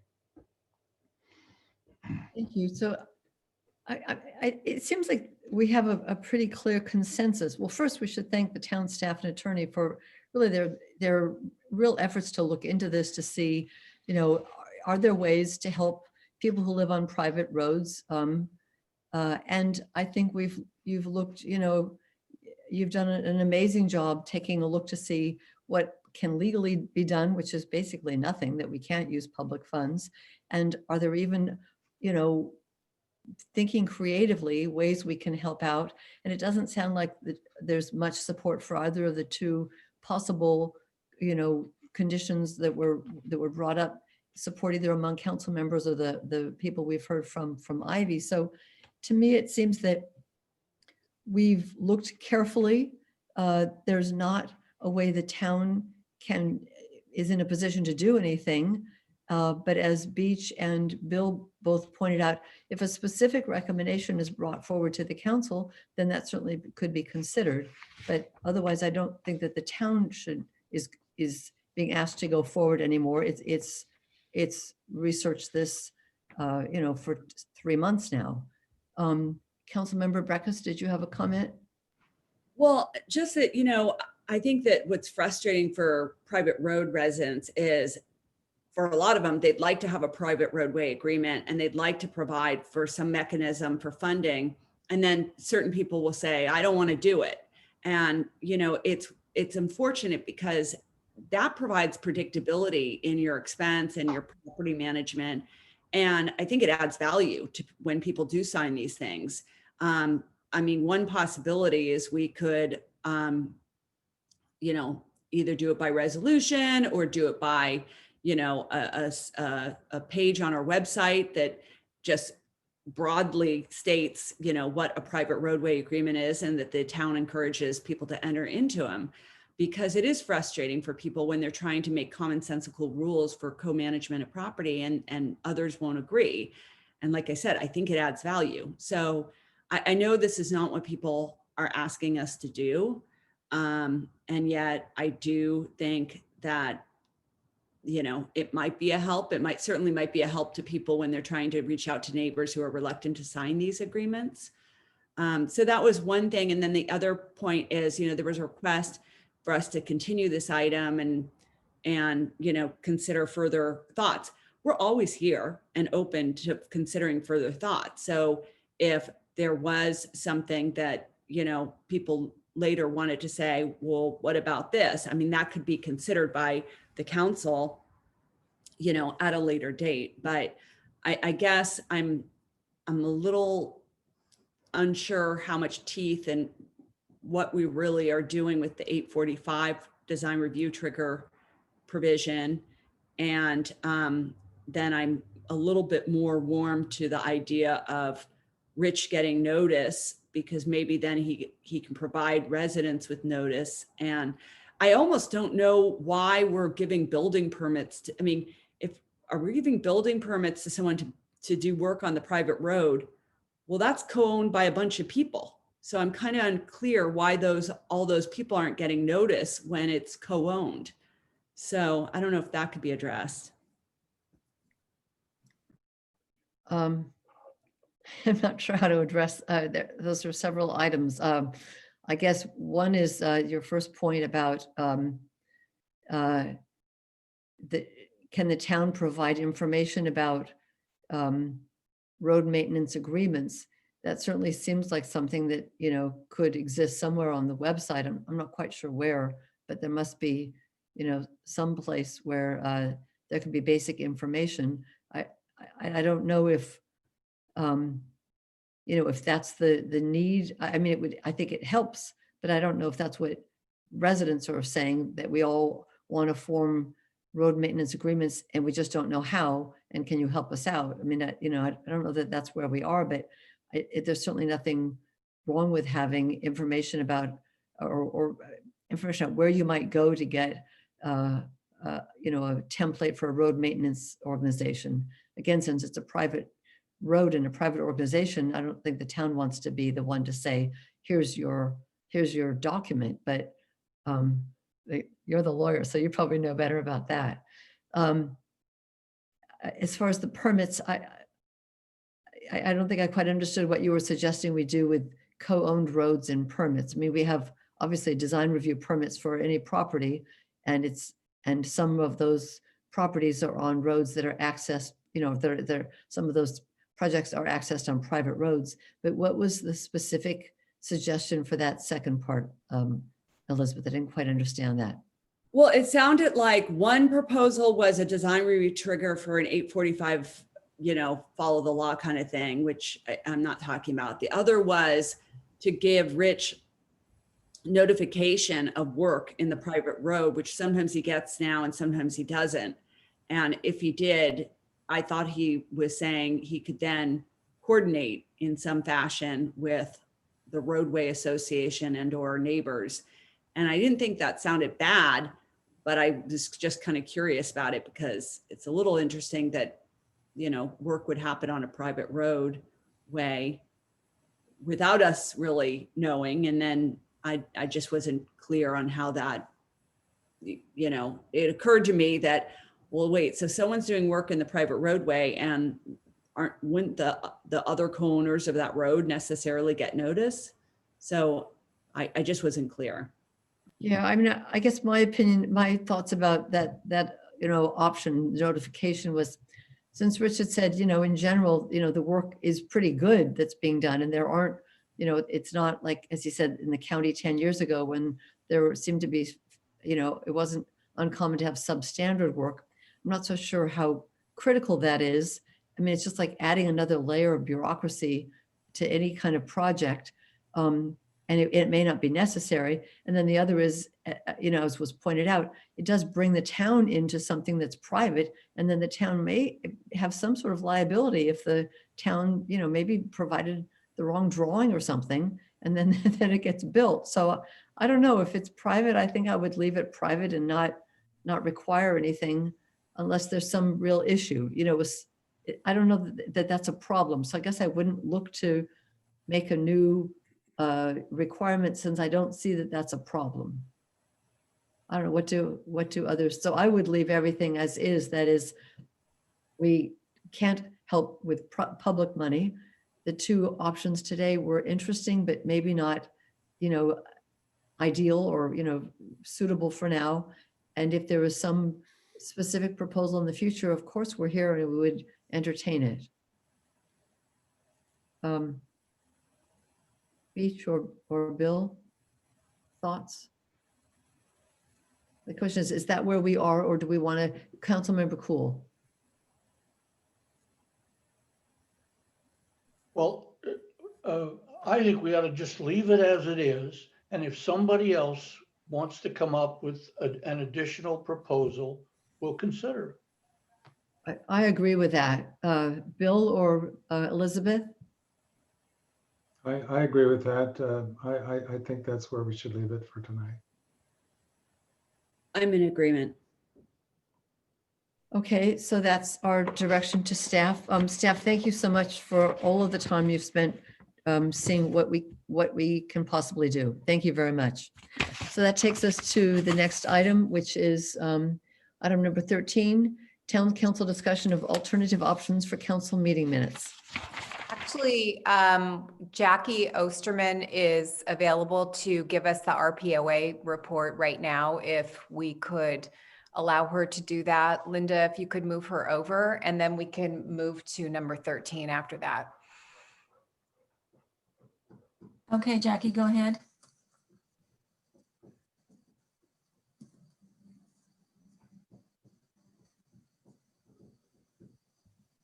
Jackie, hello?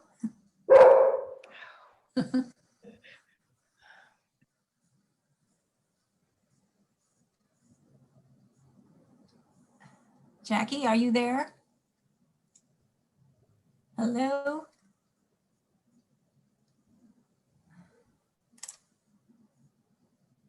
Hi, sorry about that. I think I arrived late, and thanks for fitting me in now. But my name's Jacqueline Osterman. I'm the newest secretary of the Ross Property Owners Association, doing my first presentation to you guys. First of all, thank you for all you do. I just wanted to update you. The Ross Property Owners Association, as you know, recently merged with Ross Auxiliary, which is a great combination. And in combination, we've been busy decorating the town for the holidays. We want to thank Anthony and his staff for installing the holiday garlands and bows on the bridge at the entrance of the town, and for installing the holiday banners on the light posts that you see.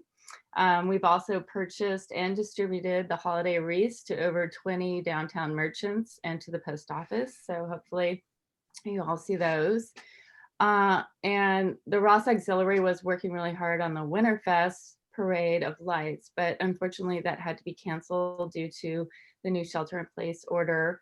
But we've decided to kind of put our efforts into lighting up some of the commons a little bit more than usual. So some of our Ross Auxiliary board members are working on that. And we're basically, we feel like, you know, we were trying to do something special in the commons this year and hopefully continue it just so people have something a little extra special to look at when they go downtown. And it's in keeping with our theme of, you know, what makes our town special.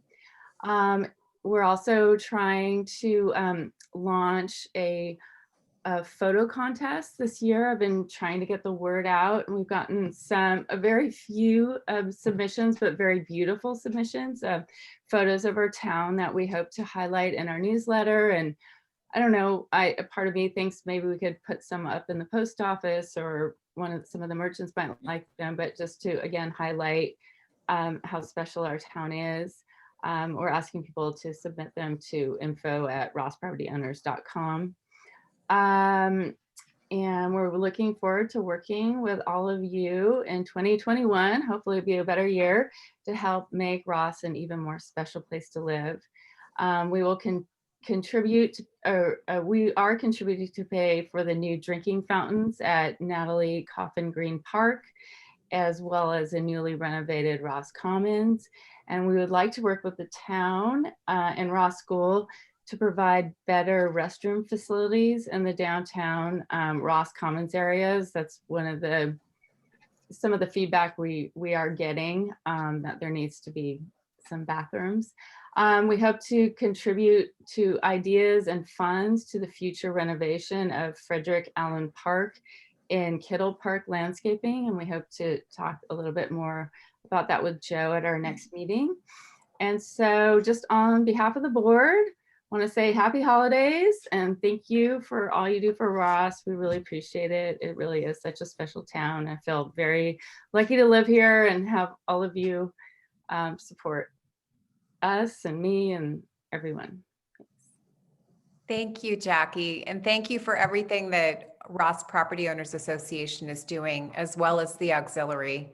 And it's just a shame that the event on Saturday night has been canceled. It is a shame, but I'm really, you know, encouraged that everybody's kind of pulling together, and we're going to try to do something a little special in the downtown area because it's such a pretty place. So great. Thank you for that resiliency. That's good. Well, thank you. Thank you very much for fitting me in, and sorry again for being late. No problem. All right, now we'll move to item number.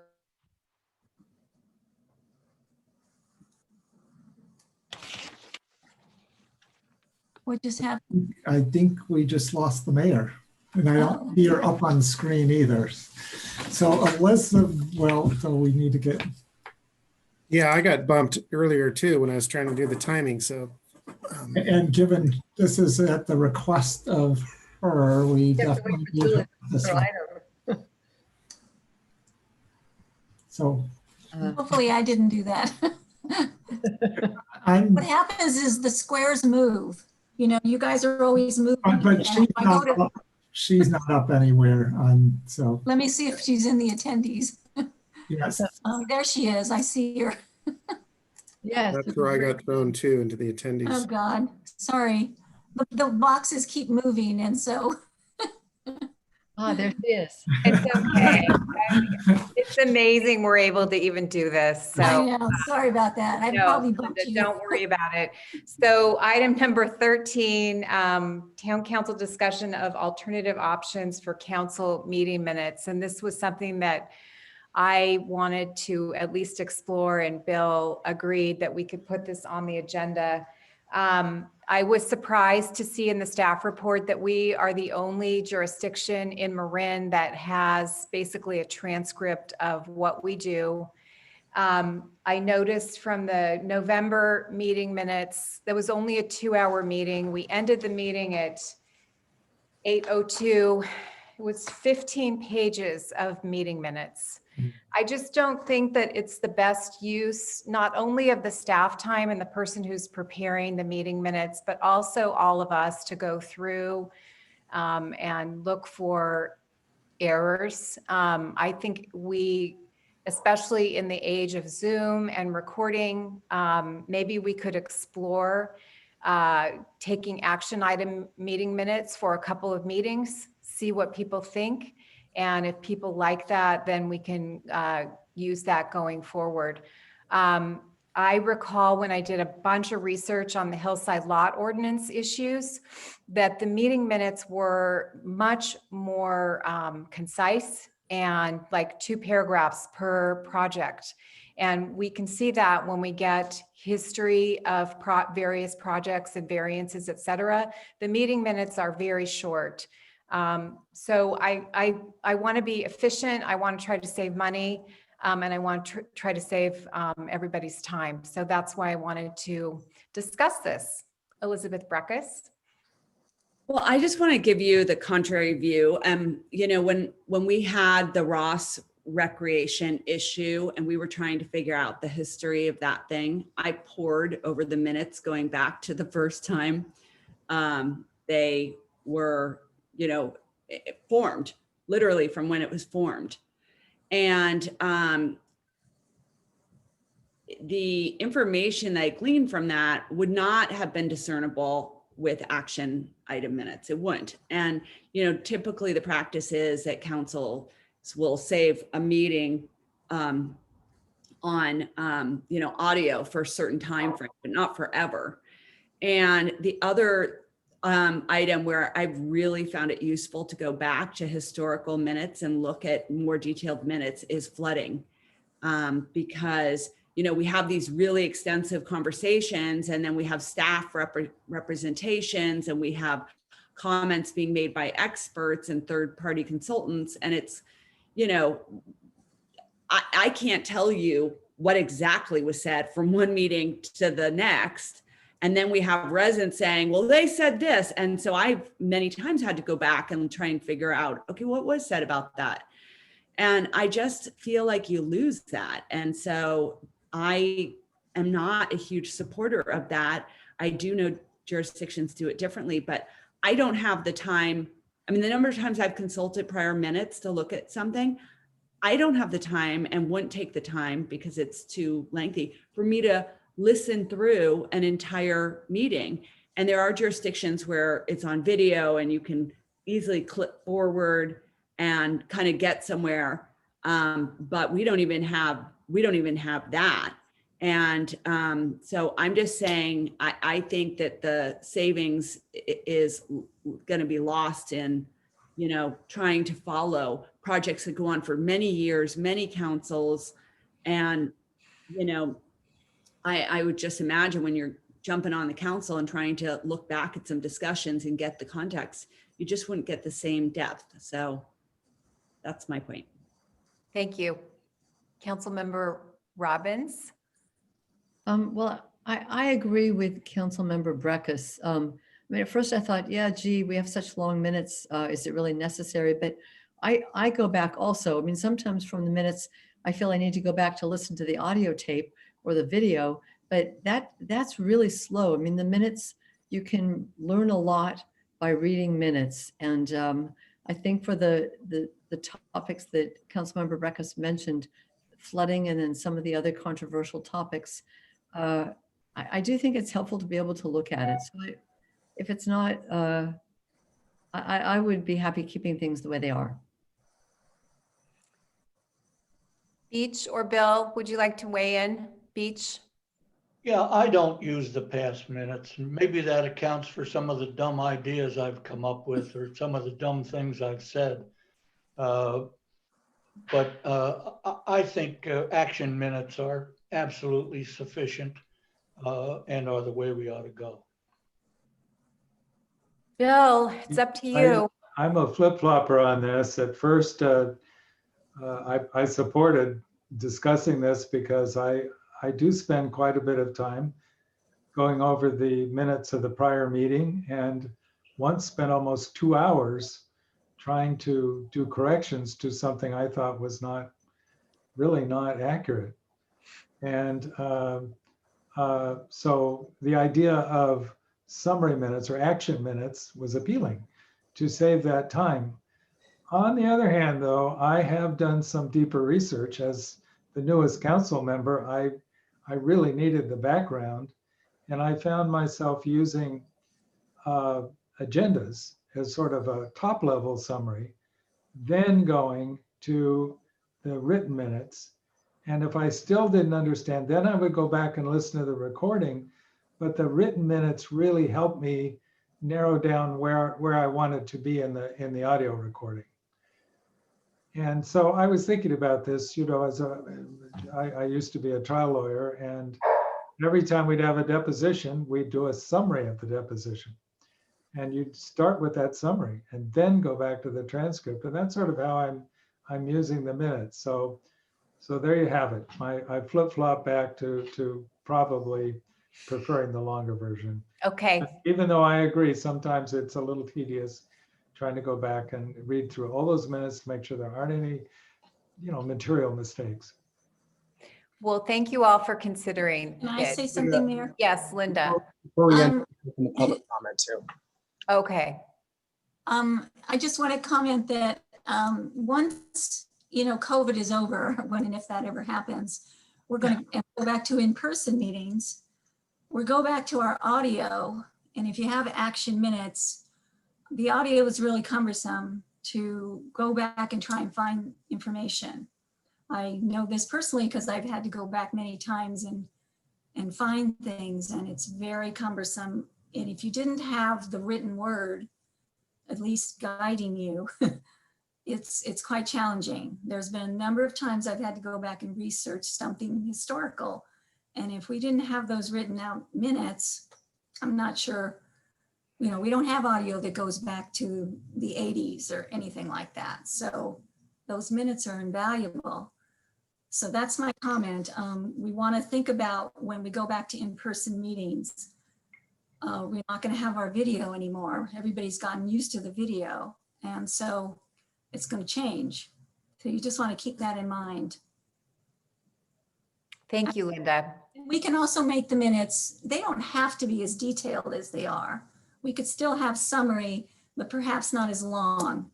I mean, that's another option too. Maybe just a few paragraphs per item as opposed to, pages and pages. Is there any member of the public who wishes to comment on our format of our meeting minutes?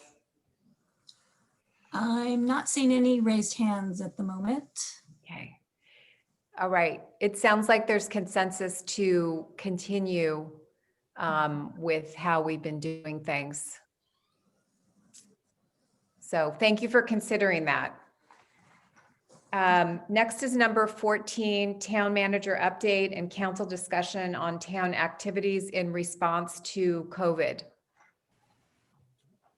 Thank you, Mayor and council members. I was on a meeting conference call with Dr. Willis today, so I will give you a summary of some of his items he provided today. When you look at this, there has been a rapid increase in COVID cases in Marin County, obviously other words, but I'm going to focus into Marin. Since November 1st, you just see the curve go up and up. I mean, we were doing well since November 1st. It's definitely a big second wave that's happened. The earlier wave, he would say in Marin was really that June, July timeframe, and then we got it under control. You know, it's very concerning.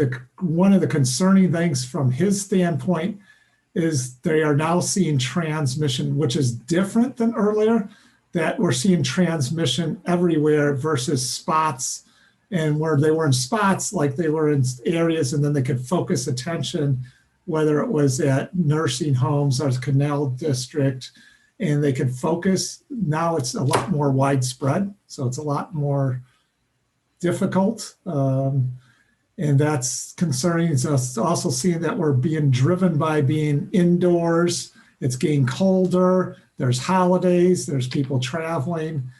And so that hence is the reason the 5 county Bay areas jumped ahead of the state order in this region, where other regions in the state are waiting till the state order kicks in when your ICU beds get under 15%.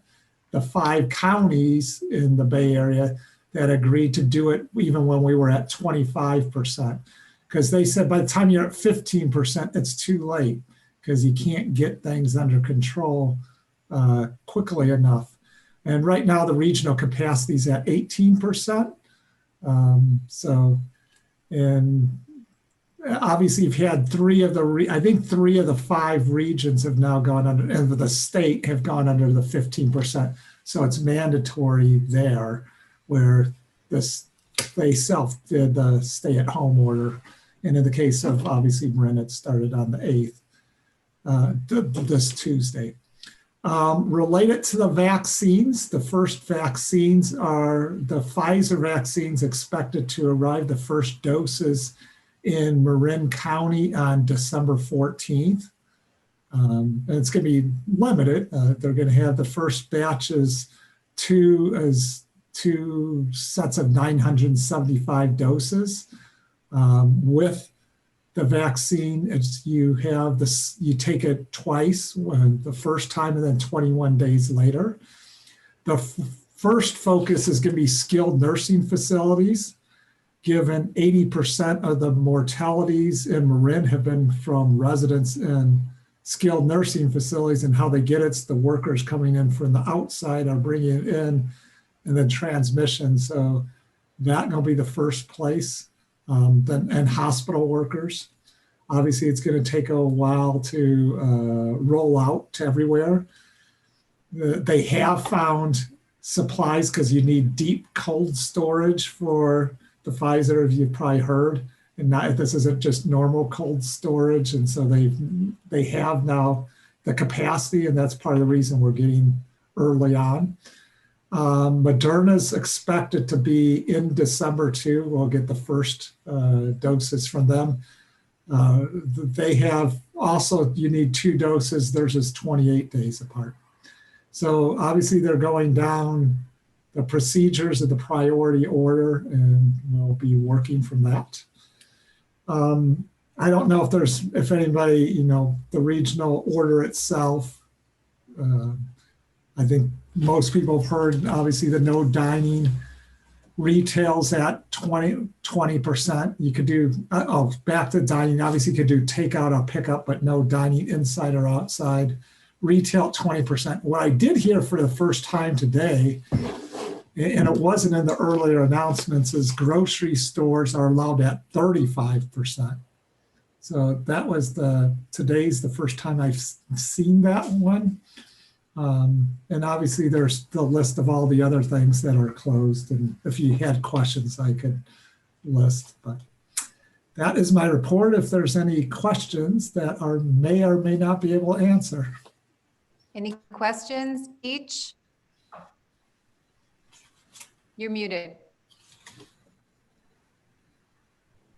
There you go. I've had an inquiry from a dog lover, or I've had a criticism from a dog lover who doesn't understand why we can't open the commons up to dogs now. I told him that I can't remember, did we do something substantive about passing the responsibility for those decisions to you and the superintendent? We have not did that part. Right now, it's the order that we passed is council, that it ends with council direction or the end of COVID. So we were talked about, do we give the direction to allow, whether we give the direction so me and the top superintendent can make the actions. But for now, the order that you've passed is council directed or the end of COVID. Elizabeth Breckus. Yeah, I think that policy should be revisited. It's cold. I don't think it's being used. I saw it being used once. It looked a little interesting the way they selected that one particular spot to have a group when they could have put it in a million different other ones. And, I just don't think it's really totally fair, right?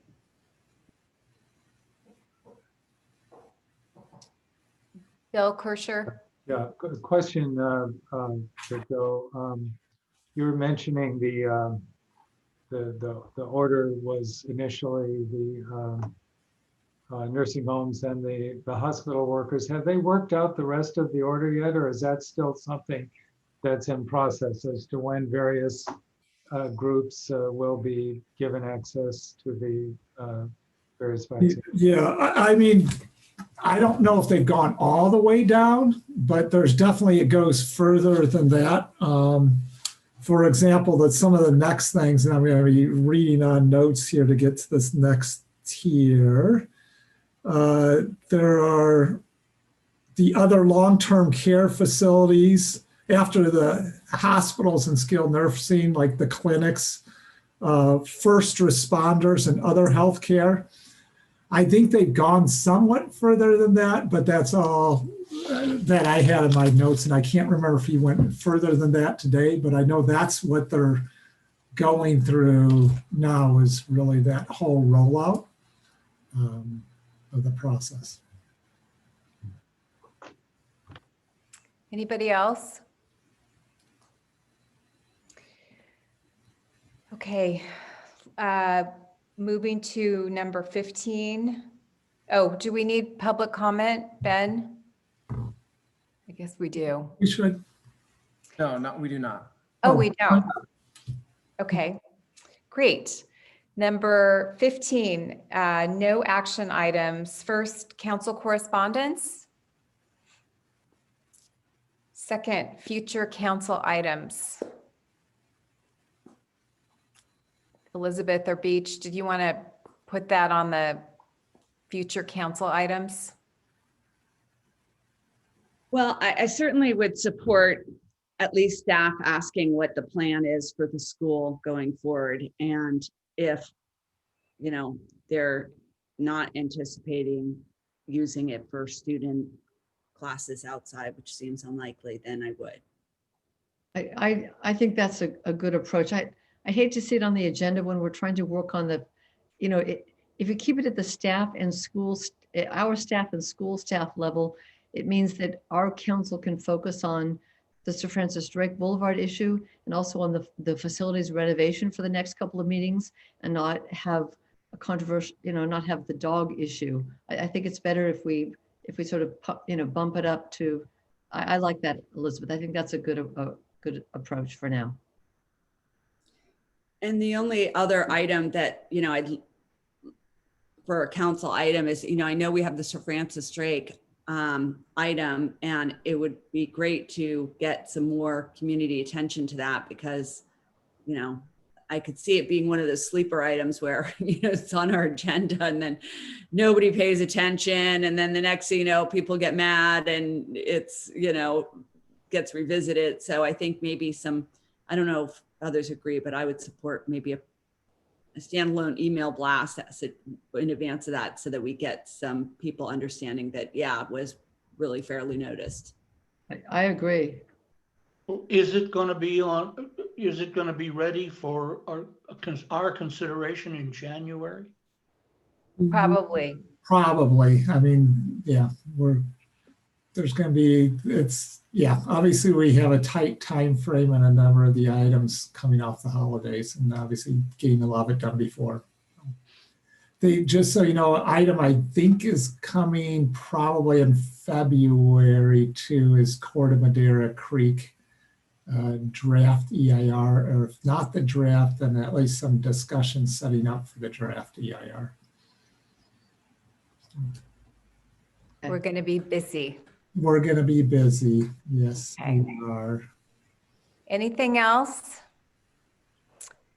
Gosh, I'm so sorry that we can't have a holiday dinner or get together in person. I wish all of you a very happy holiday and happy new year, and hopefully we will be together in person very soon.